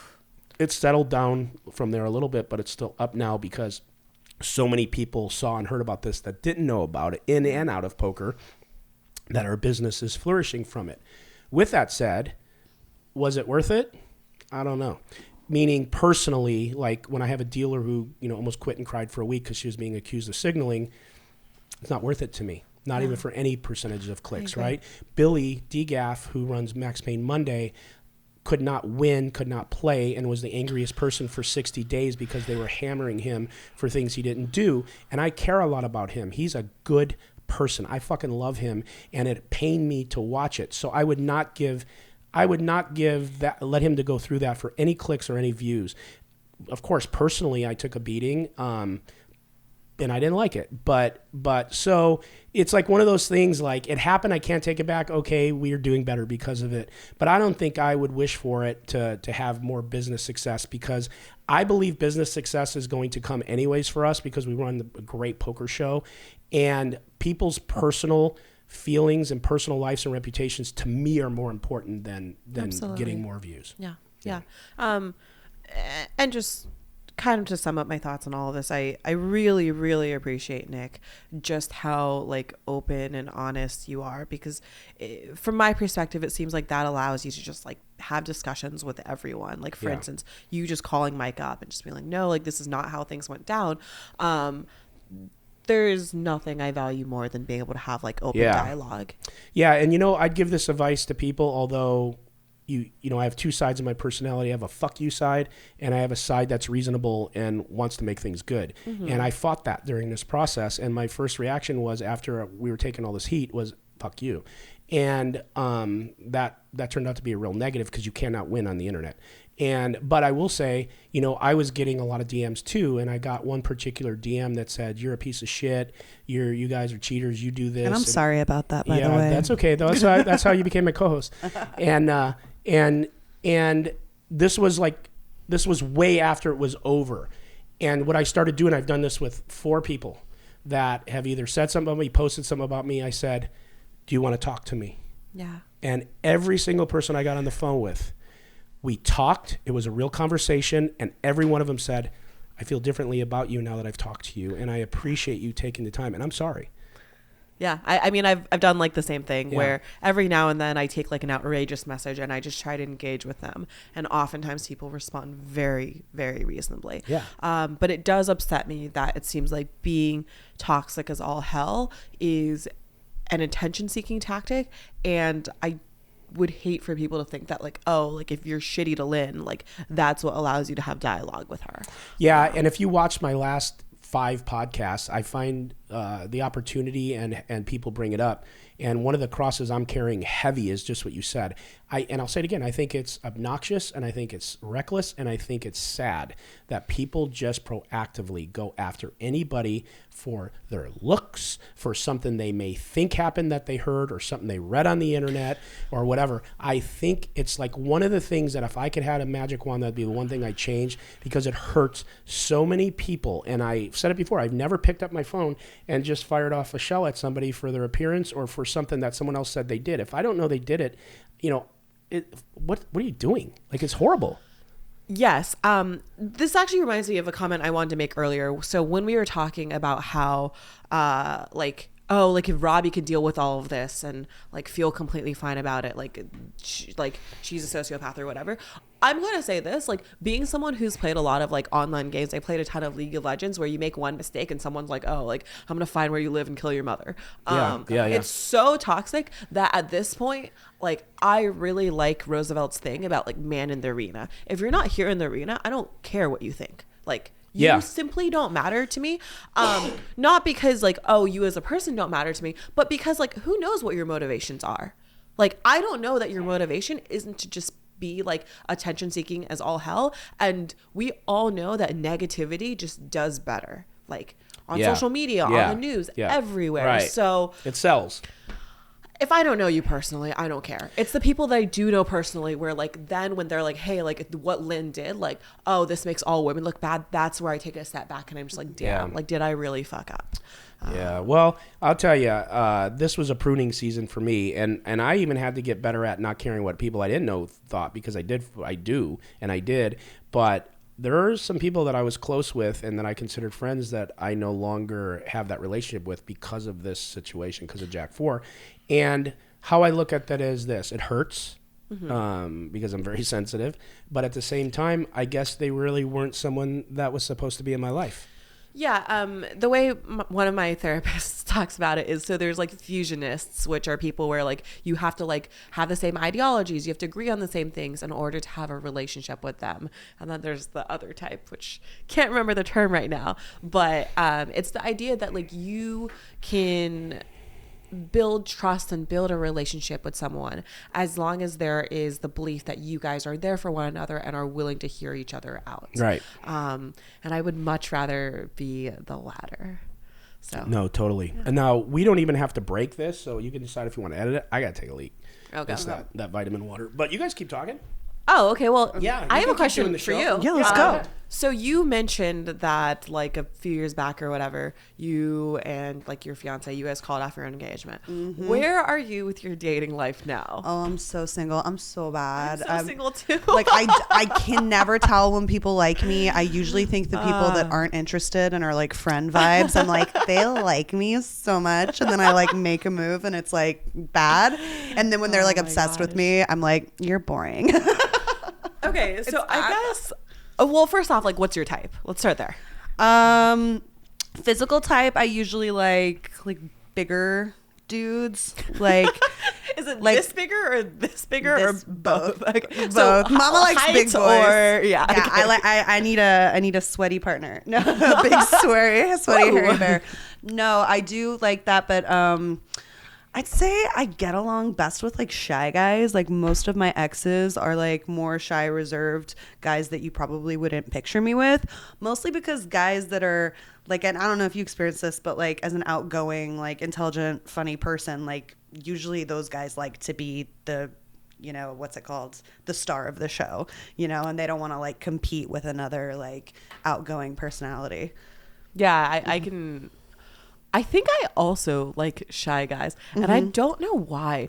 I think if I view a guy as a challenge, also just like being girls on social media, I think like we just get enough like DMs and whatever where like it seems like everyone's like just like firing their shot, but also it doesn't really mean anything because it's just like one line or Oh my gosh. I wish I lived in like Ohio or Oklahoma because I would have so many boyfriends. The only people in my DMs live so far away from me, somewhere where I would never want to live. I would be the queen of Ohio. You'd be Mrs. Podunk if you got married. Guilty. The guy from Podunk. Guilty. I don't even know what you guys were talking about. But We're talking about how we're very, very single, and because we're both outgoing girls, we tend to like shyer men. oh, you guys do. More You like reserved Shire men. men. Or at least those are the guys I've ended up with. I'm gonna try that angle. Fucking, that's what I've been doing wrong. Anyways, I don't know how to answer that. I'm shy. Oh, he's irresistible. He's irresistible. I know. cute. Yeah. I'm Shire blushing. men. Shit. No. Do you think that relationships between poker players work? Do we kind of have to date a poker player because they're the Ooh. only one that understands our lifestyle, or is it just So- toxic? I love this question. I am. I'll say this first off. I am aggressively dating. Like I am on Hinge. I am working it. This is like a Love it. part-time job at this point. Because after like having my wild child phase, I really do want to like settle down at some point. And it seems like valuable for me to meet a lot of people. With that said, it's not that like the people that I'm meeting on Hinge like don't understand my lifestyle or whatever, but I think value systems can be different. And maybe that's like the big thing. The other thing, which like this is going, it's not going to sound amazing, is that I have a fair bit of freedom and I want someone that I can enjoy that freedom with. That doesn't sound terrible. Oh, great. At all. Perfect. I love Fantastic. Amazing. Yeah. I've dated a few poker players recently. In fact, since I've been in poker, I've pretty much only dated poker players, but it makes sense to me. Not because I was just trying to, but because the first 3 years, that was all I was doing. I wasn't trying to date elsewhere. I was trying to make it in poker so I didn't have to go like crawling on my knees back to my parents. And then since it's been the pandemic. So I think if you are not actively trying to meet people elsewhere, it's hard. Fortunately, there are a lot of non-professional poker players that play poker. So I have a question for both of you now that you brought that up, and I want to know. oh no. All right. So I'm going to preface it by saying I promise you probably won't meet the person you're going to describe here like this because there's a weird thing like if when you're dating, if you check boxes and some of these, like you got 20 boxes and they're like 18 out of 20, you're like, oh my God, I found my soulmate, and there's no chemistry. It ain't happening, right? Yeah, it ain't happening. So these lists, just so you guys understand, are bullshit. Even though you should have your list and you have what you're attracted to or you want on your list, most people wind up with people that, like, out of the 20, they check like 3, but they just fucking can't live without them. Okay, so let's get that straight. Okay, Thank all you. right, all right, let's get that straight. all right? Expectations on the floor. Continue. Chins, it doesn't matter. Let's get that straight. Now, with that said, even though I said that first, let's ask the question to each of you. You decide who goes first. If you had to go down the list and build the perfect man, physically, emotionally, spiritually, every body part, every emotion, every piece of their personality, describe your perfect man. I'll go first. Elephant dick.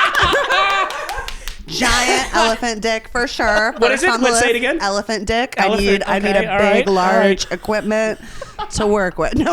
Okay. That was so weird. What that about, you were like, what about if it's as big as it comes in white?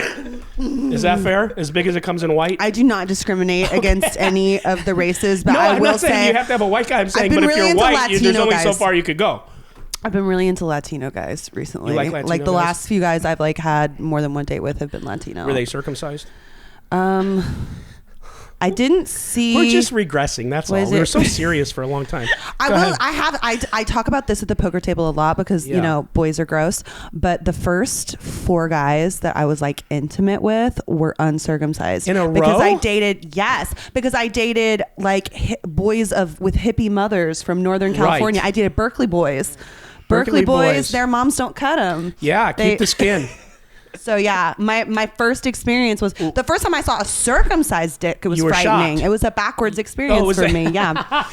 What do you like better now that you've had both? Many both. I think a circumcised penis is definitely more aesthetically pleasing. It's I aesthetic-y. don't think that we can. Supposed to have a deny better that. better I agree. hygiene too. Is that true?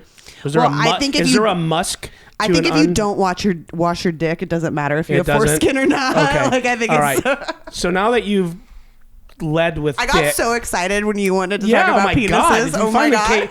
I feel like you I'm finally. coming alive. I feel like you finally want to be here. So now that you led with dick, do you want to go ahead and rebuild your man? Now that we know what kind of dick I you need want. to just interrupt for Yes. 1 second. I'm so sorry.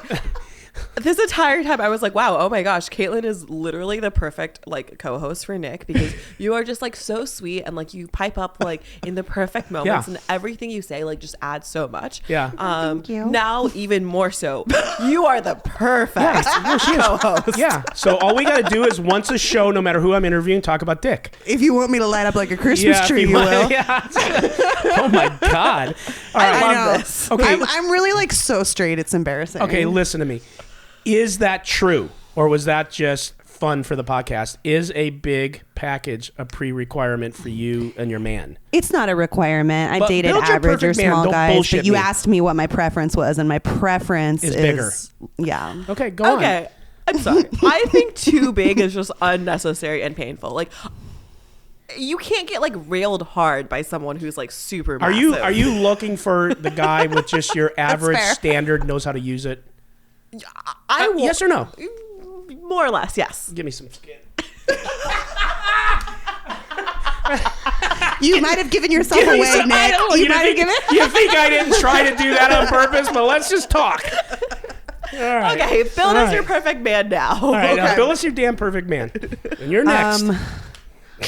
I typically go for guys that are shyer.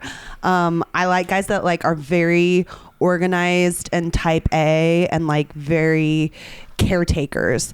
Like, You like I can be kind of like type B. Like my car always is like late for the oil change. I'll have like, Right.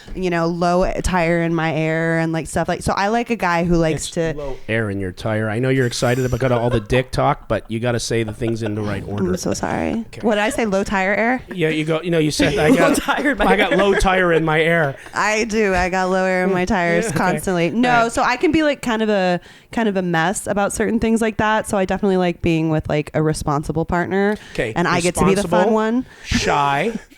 shyer, responsible. Go on.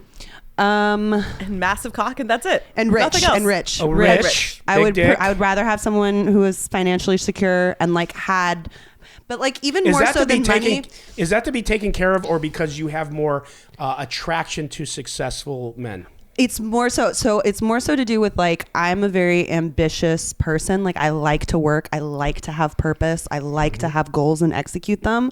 So I'm not really attracted to people that are a little bit more like laissez-faire, quiet quitting type of person. I want somebody You that want a wants hunter, to a like go-getter. take life by the balls. Okay. And Yeah, you respect that. go. You're attracted Yeah, to yeah. a successful man. Okay, go on. I mean, this is a lot. And again, this is like fantasy. I'll date That's what tiny we're doing dick here. losers if that's what's available. No, we're doing fantasy. Don't give us reality. Okay. I'm not attracted to people that aren't very intelligent. I do like Sure. a smart person, not necessarily educated, just like curious. I think even curiosity is more important than intelligence. Yeah. Is that it? Is that all your checks? Yeah. Does he That's all need my to check. know how to find your clit? Well, I know where it is, so I can point it out. Okay. So that doesn't matter because he could be taught. Yeah, no, Yeah. it is as long Right. as he's willing to learn. Yeah. I have been successfully locating Here's it a for a map while for now. you, honey. Here's the map. You go down this way. Okay. No, it's good. Okay. So anything else you want to add, or did you just describe your guy? Well, you didn't Yeah. say like dark hair, light hair, tall. I like built, big skinny. boys. I like big boys. big guys. He doesn't need to have like big muscles. He can have a dad bod. He doesn't need to be 6 foot or whatever, but he needs to be larger than I am. I don't want to be with someone who's Yeah, you want a bigger guy. like a thin. You like a darker thin or man. lighter hair? And sometimes thin guys will be really into me, and I'm like, but you're skinny, baby. I don't want to feel so large next to you. I would like to feel smaller next to you. You know, Dark hair or light hair? I like men preference. of color, so I'll say dark hair. Men of I like color, Latino like- boys, black guys. Okay, so you like darker guys. Arab guys. Darker. Yeah, darker. Yeah. Okay, cool. Anything But else? all my Lynne? love to my Caucasian friends. Y'all look Yeah, gorgeous that's too. cool. Okay, all you blonde surfers, you're drawn dead. Blowjob, maybe. Okay, go. So I'm just going to try to list it like roughly in order. And I've done plenty of I have a dating feeling around. this is going to be so detailed. Yes. Okay. I've thought about this. Okay, go. But yeah, because I've like done enough dating around, like this is like what I'm actually like looking for in a partner. I need them to be like fairly reliable. I need like actually very reliable. Good communication is a must. I think gosh, like sapiosexual sounds like such a trendy. What is it hippie- called? Sapiosexual. Don't know what it is. So it's the idea that like Shocking. you're turned on like by your Fuck mind. you. That was so good. Fuck you. That was so good. So true, but fuck you. All right. What is it? What is it again? Sapiosexual. Yeah, it's the Yeah, idea I heard that the You're word. attracted What is it? you're attracted to intelligence. Is that what it is? it really is. But it's not just I don't like believe her now. book smarts. It's like kind of like you said, Common like there sense, needs to be. street smarts, world life experience. It's that, but then also like the conversation I have with them needs to be stimulating. Like Got it needs it. to be fun. They and need lively. to stimulate your mind as much as everything else. Exactly. Okay, got like, it. Witty, clever, all of that. Like that's like really, really Funny. important to me. Funny is good. Like clever would be good. I don't need like a bunch of like super like I don't need zingers all the time. So yeah, personality is huge. And Okay. intelligence matters. Got it. Someone who thinks through things well. I would really prefer that. Kind, that's a big one. And I also need to be with someone that's glass half full. Like I just don't have that much energy for like negativity. Also, when I'm spending a ton of time with someone, I think like how they view the world really impacts me. Because I'm kind of impulsive. Well, you're impressionable too, probably, right? Like impulsive and impressionable. I'm impulsive and I've often impressionable. said if you put Yeah. two negative people, a positive person and a negative person in a room for 2 days, they're both going to come out negative. It's really hard to fight off negativity. You have to fight I just for shut your down. mind. You have to fight for your mind. Yeah, like I mean, I just like block a lot of it Okay. out, but then I also try to All right. escape the situation. I think because of that, it's really important to me that I'm with someone who reliably makes good decisions.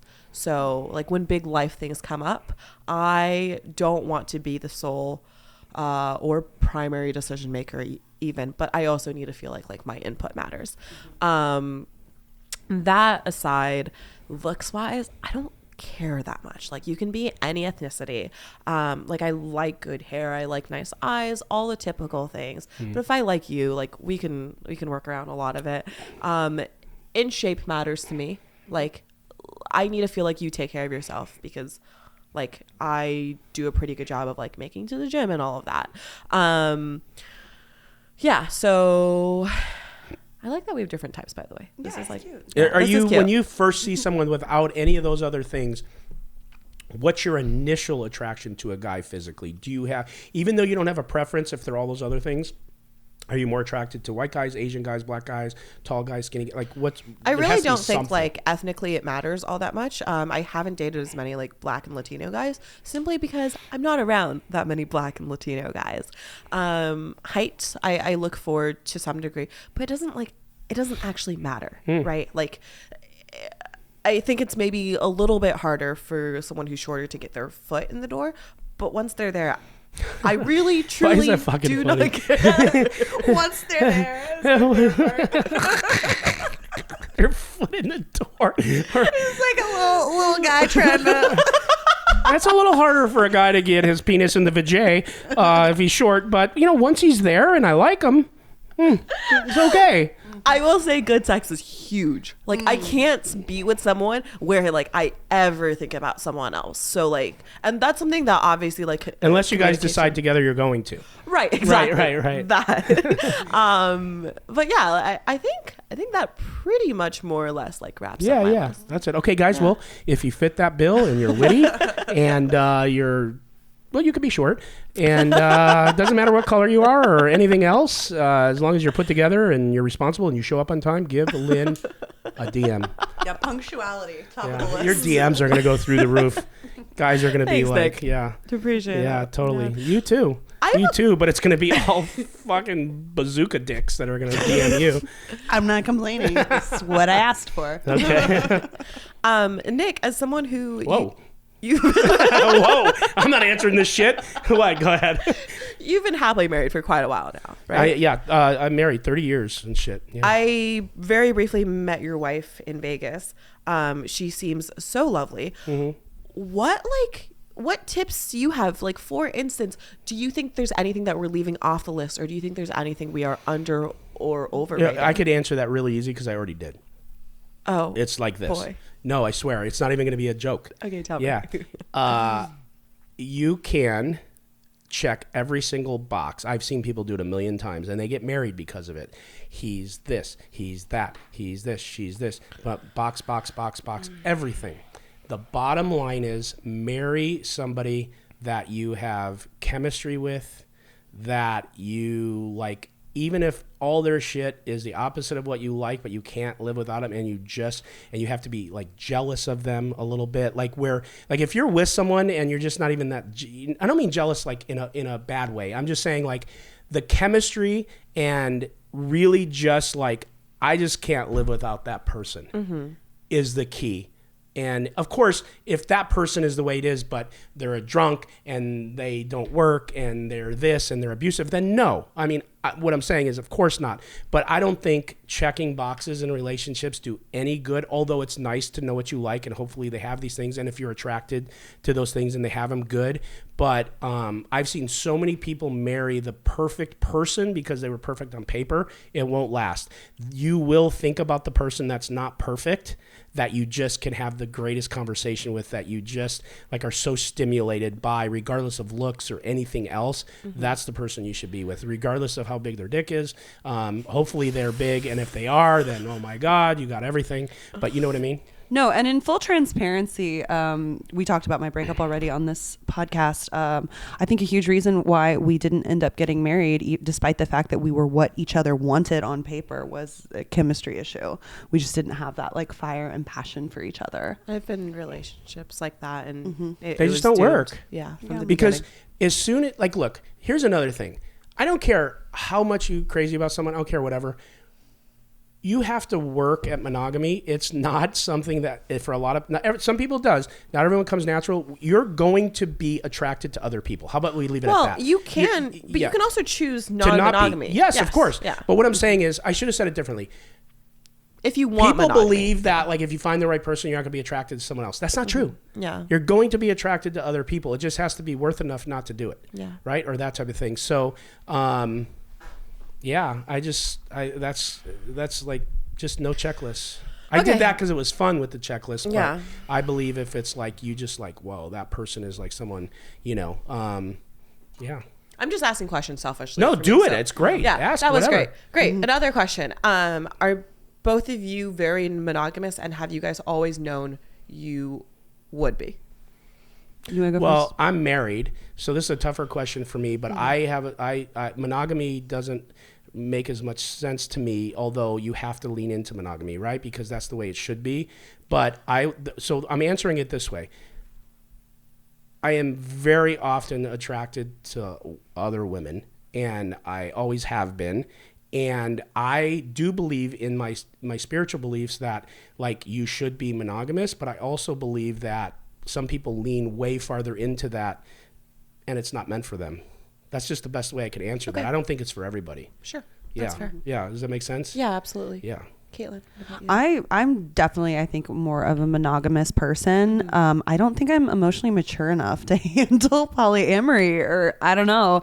Like but I definitely have like a lot of respect for people that choose that lifestyle, and I see why they do it. And a lot of times, like my friends that I have in my real life that are polyamorous are some of like the most happy, well-adjusted people I know, to be perfectly honest. Yeah, How about you? I've seen something similar from time to time, but also sometimes being poly is just a shit show. So it's like it's like every group or every identity ever where people are just still people and different. Gosh, I am trying to figure it out. I have briefly dabbled in open relationships in the past. I've like most of them have trended like being monogamous.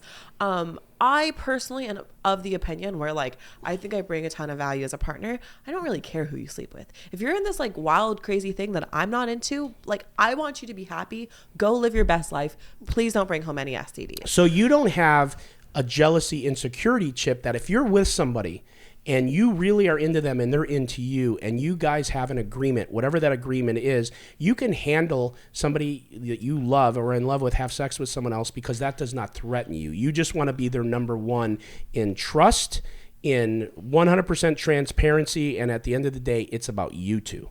That's exactly what it is. Yes. Like just like how you can have like other friends, you can have other hobbies. Like if I don't feel secure in my relationship, we have a big problem. Like then jealousy's off the charts. As long as I feel the only way that will work is if you guys are just nuts tied in solid. Yes. Otherwise, absolutely. there's too much to think about, and you're always looking over your shoulder, and it won't work. That's exactly it. Yeah. And like if I'm like not feeling good about my relationship, I feel really bad. Like it eats away at me.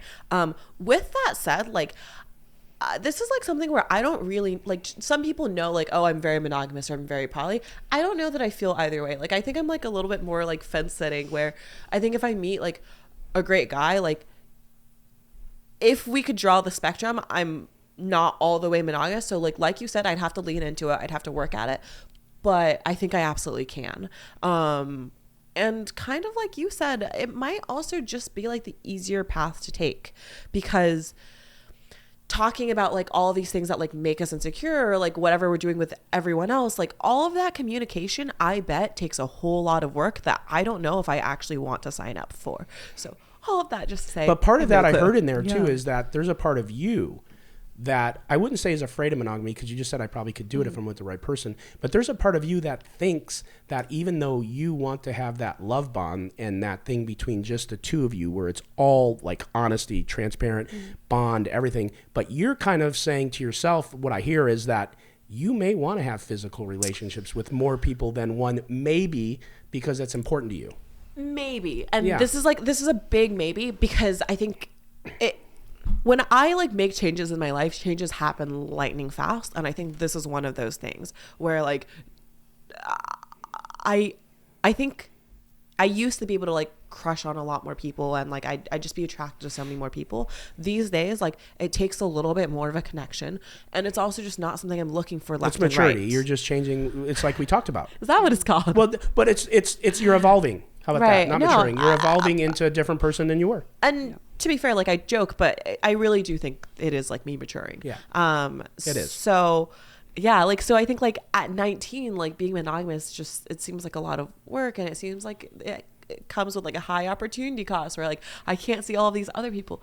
Who cares now? Like I just want to like wake up, go to the gym. I want to ideally like hang out with my partner. I want to do some kind of work that I find fulfilling, and then I want to go to sleep with that same partner. Right. So you want that at the end of the day, and you want that bond.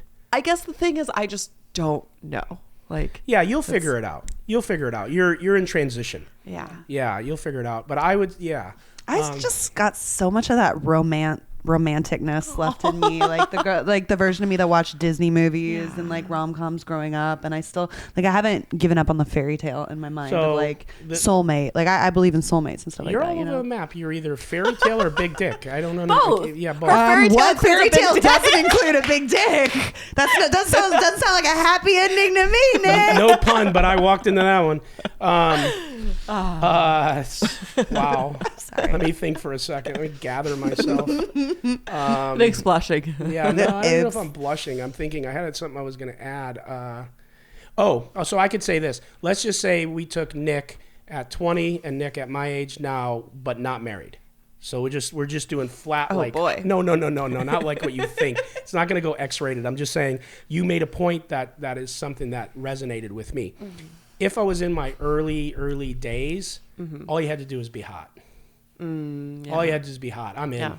right? Mm-hmm. It's not that way for me now. So if I was like single and I was doing whatever, I still am attracted to physicalness. Like I have to be attracted to you physically. I do. I don't care if that's shallow. I don't give a shit what every group says. I need to be physically attracted to you. Okay. But I have to have a connection. I have to be interested in you. You have to stimulate me mentally for me to want to do that now. Yeah, That's likewise. all. And I think that comes with just evolving, because when you're 20, you're just like, you're hot, bend over. Okay? Now, like, you're hot and you're really smart and I'm sort of tired. Let's go watch a movie and see what happens. No, I'm just kidding. I'm just joking around. Anyways, tongue in cheek. It's time for another testosterone injection. Fuck no, baby. Are we getting a little tired, pumpkin? It's like, baby, you're so hot. I'll catch you in the morning. But anyways, no. Okay, come on. Something else. You guys go. One more thing, Nick. Okay, go ahead, Lynn. I'm giving you so many compliments today, but I really love how open you are about everything, including things like testosterone injections. I have a bunch of friends who get them done, including men who are like over a decade younger than you, and they think it's great. It's amazing. On top of that, I think what we're also like, what you're really doing here is you are like widening the Overton window, which is like what's acceptable to say publicly. Yeah. And I think the more that like we broaden the Overton window, the less guilt and shame and everything else people face, and the more connection people have. That's right, because people are afraid to say some things too, to be judged or to be, canceled or whatever it is. But on the subject of testosterone, I mean, anyone control all they want. Look, I'm 56 years old. Even without injections, I am very alpha. I have a lot of testosterone, right? She's like, Well, but the truth is, it's like, look, man, I was just telling you this, not about testosterone. I was telling you this, like, I can't believe I'm that age because I don't feel that age. I don't feel that age. I feel like what you guys, like, I'm just like, let's go, And so for me, everything, including sex, including everything, use it or lose it. that actually blows my mind that you're 56. When I know guys in like their mid to late 30s who are getting testosterone injections. Yeah. I assumed you were in your late 40s. So Yeah, you look 56. amazing. Thanks. Congratulations. All right. Fair enough. I appreciate that. But it's amazing because, like, you want to be... I told you this when we were driving the other day. Mm-hmm. If I get to an age, I don't care if that's how I feel, look, and chicks... And please, when I say this is just like a funny line, okay? I know I'm not hot. You're ruining the joke. Say the joke. If chicks don't dig me and men don't fear me, fuck it. I don't want to be here. You know what I'm saying? Like, I want to stay relevant, I want to stay relevant. I want to continue to work out. I don't care how old I am. I want to continue to make sure I'm ready to go at any moment's notice. And I don't even think that's like an alpha thing. I think all human beings yearn to be vulnerable and feel connected to people and be attracted and be found attractive. I want to live. I want to feel alive. Yeah, I that's don't just humanity. Have people. We joked the other day, but I don't want to wear white shoes with Velcro on them and fucking take 10 minutes to get to the other room. Fuck that shit. I want to run through that door and go take a nap. And like, God willing, as long as you have this attitude and you're taking steps to ensure this, I imagine you'll just be like the way you are for forever. So. I mean, I hope so. Yeah. Like I said, as soon as I'm not one or both of those things, just someone without me looking take me out. Fantastic. That's right. That's right. Let that be the message to all you young kids. Things aren't I might working out have your you way, sign and a you're not form later. If you're not a beast, go away. Yeah. No. Okay, so will you tell me when you're ready for me to kill you and put you out of your misery? Yeah. You tell me when you've hit that floor, and then I'll be a good friend you for can you. be that. Just and make sure I'm I'll- not looking. I don't want to know. You know. Okay. You guys have the best dynamic. Italian style, two to the back of the head. Just to the back of the head. That's right. She's right. Yeah, Right. it's back Never to your seen it roots. coming. And back to your roots. You what? Yeah, I got That's a cement good one, shoes. too. Yeah, if there's someone. He might see that one coming. Yeah. I'm like Better putting not, my like, get him to feet into stand in the them. cement. I'm on the edge of the boat. No, that's not going to work for me. That would scare me.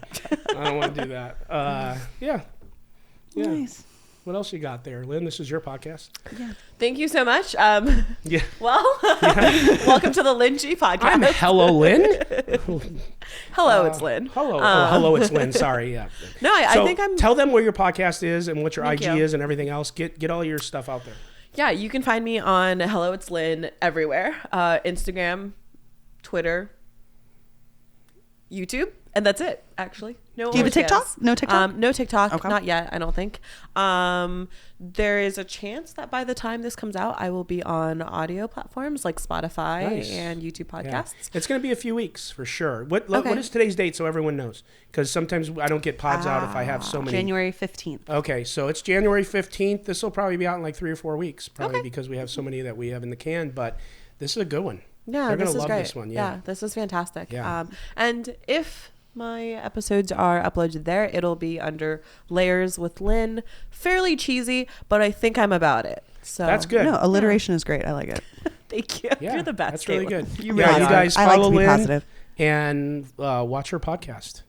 How about let's ask you that. So you just started your podcast. Mm-hmm. How many do you have under your tank? 3, 4? Like saved up or released? Both. Okay, I probably have 5 or 6 released and 2 to 3 saved up. Who's coming out that we haven't seen, and who have you done? They were really all my favorite. Maury Escadani was amazing. The man behind High Six Poker tells the best stories. Such a kind, genuine man. And also I find that as people get a little bit older, they just have so much confidence in who they are and they just say what they want. And like with him, he said something towards the end of one of the podcasts about how like, I think this might be a little bit similar to Nick, where like he is a religious man, but religion is something that he like mostly practices like within the confines of his home. But yeah, he told the greatest stories. The one with Nemo and Schwan was really fun. It was fun to just kind of get two girls like talking about our shared experiences as well as like how we're different. Nemo in particular was talking about how like she just like didn't really and doesn't really see gender. Like homegirl just wants to win. And I loved hearing like another woman say that. Landon, I thought it was really cute the moment where y'all talked about how you all had in common that you were sort of like gender neutral growing up. Like people thought you looked like little boys. Like that's because y'all are all three gorgeous women sitting there, and you're like, yeah, everyone thought I was a boy like growing little up. boys anymore. No, they don't. I'll tell you right now. Thank you. Yeah. Thank God. Yeah. Landon Tice was a fun one because this man has just like grown up so much in the last year or two. Also, he's so hot now. Hello? Have you guys seen him? He's gorgeous. And then like shout out to Matt Berkey because I don't think I'd have a podcast if not for him, honestly. I came up with it like the night before and I just asked him like, hey, would you be willing to come on? Do you think this is like a good idea? He's always been such a supportive friend. And he was just like, yeah, let me bump up my flight to LA tomorrow. And then we just showed up, filmed it. He put me so at ease. So yeah, I'm having a lot of fun with it. Good. It's definitely not as high production value as what you guys are doing here. But yeah. Good. Keep Keep doing it. Thank you. What is your favorite part about having a podcast? I love communicating. I love engaging with people. I love that you asked all the questions you asked and that you're open to those questions. I like knowing and talking about deeper issues than just surface shit. I love that our fans at High Stakes Poker or HCL get to know the players and get to know some of the people. They really enjoyed that, so I've enjoyed bringing that to them, the information. But as I mentioned to you when we were eating pizza, like, this is what I love to do. I would love to have a syndicated show and to interview people and to do that. And I get trolled by a lot of people because I look like Joe Rogan and my thing's a circle there. But I love what he does. Yeah. Why would you want to be like the most popular podcast in existence? Why would you try to emulate that? I love that. I love talking to people. I love getting to know different people and hearing what they think. How successful people think, how, different people than with my ideologies think, and to discuss it. Like, I would lean way more into that if it wasn't, this started out as a poker show. It does evolve into some other things. I was going to ask you if you're going to have like guests outside of the poker realm as you evolve, because those are some of my favorite episodes of the Rogan podcast, is when he like interviews an expert on Mexican gangs and they spend 2 hours talking on like a niche subject matter. I want to figure out how to get those type of guests in, and that's what I really want to do. But because the viewers are from like the poker show, so a lot of these people are poker players, they know me from there. When we get on other topics, some of them don't like it, so I want to build up my base of other viewers to be interested to know about that or some other subject and to discuss things. And I got to be very careful because this is tied to the show, so I got to be careful what I say, and I don't want to get canceled. But I want to be in a position eventually with a show like this that I could go wider and I could talk about more subjects that are more interesting and sometimes even a little touchy, and be able to dig into that. That's what I enjoy. So I enjoy mostly getting to know people, digging into the deeper things of them than just knowing about like their poker game. I feel the exact same way. Yeah. So, but they all go together with what I'm doing, and it started this way, but that's ultimately where I'd like to go with it. If it happens, whatever. But I enjoy this as much. I'm not making anything on the show. All my other businesses, I've done so well, but I probably enjoy doing this more than I've enjoyed doing anything.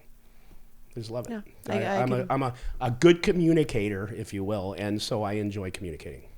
Yeah, I can absolutely relate to that. Yeah. Including the part where I obviously am not making $1. But yeah.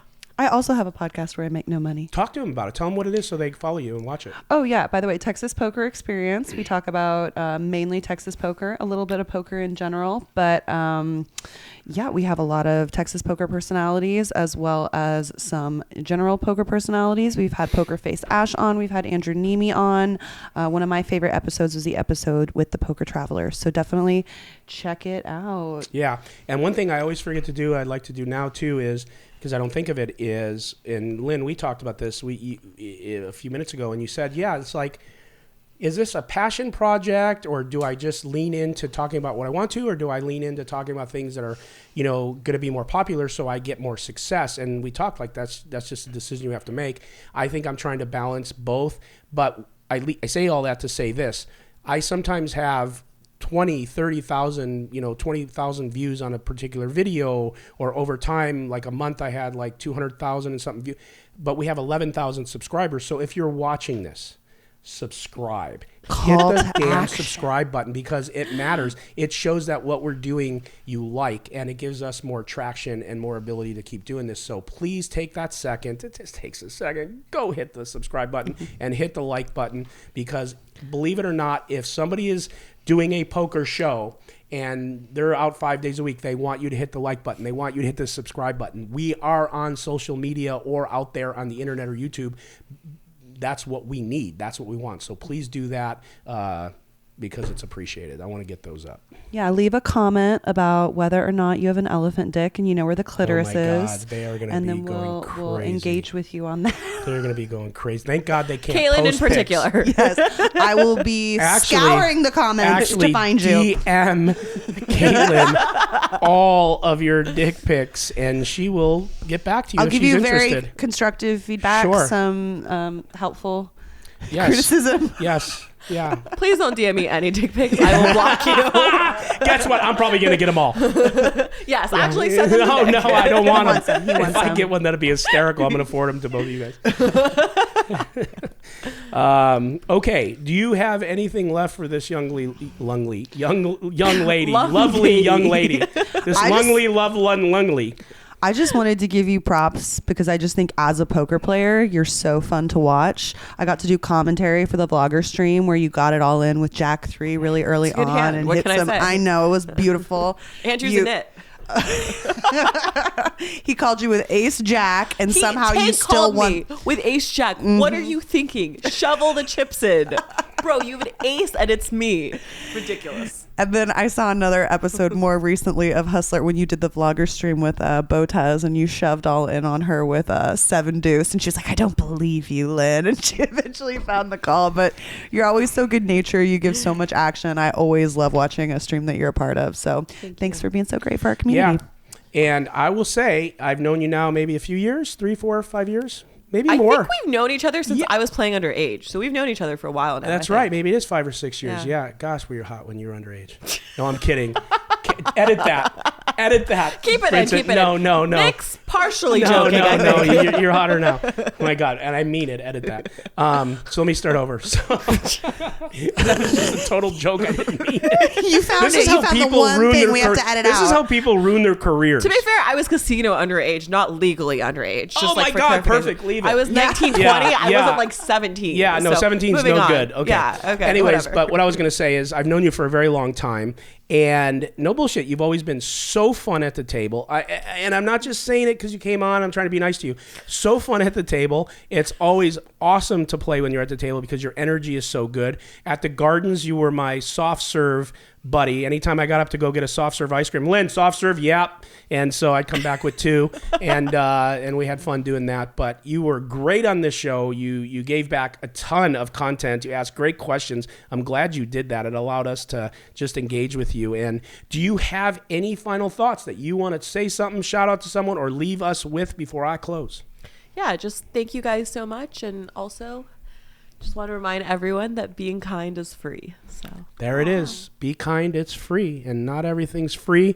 Anyways, here we are. This is the Nick Vertucci Show. I am Nick Vertucci. This is Caitlin from Texas, and we got Lynne Ji, who came in with us. She's been amazing, and that's going to be a wrap. And Envy out.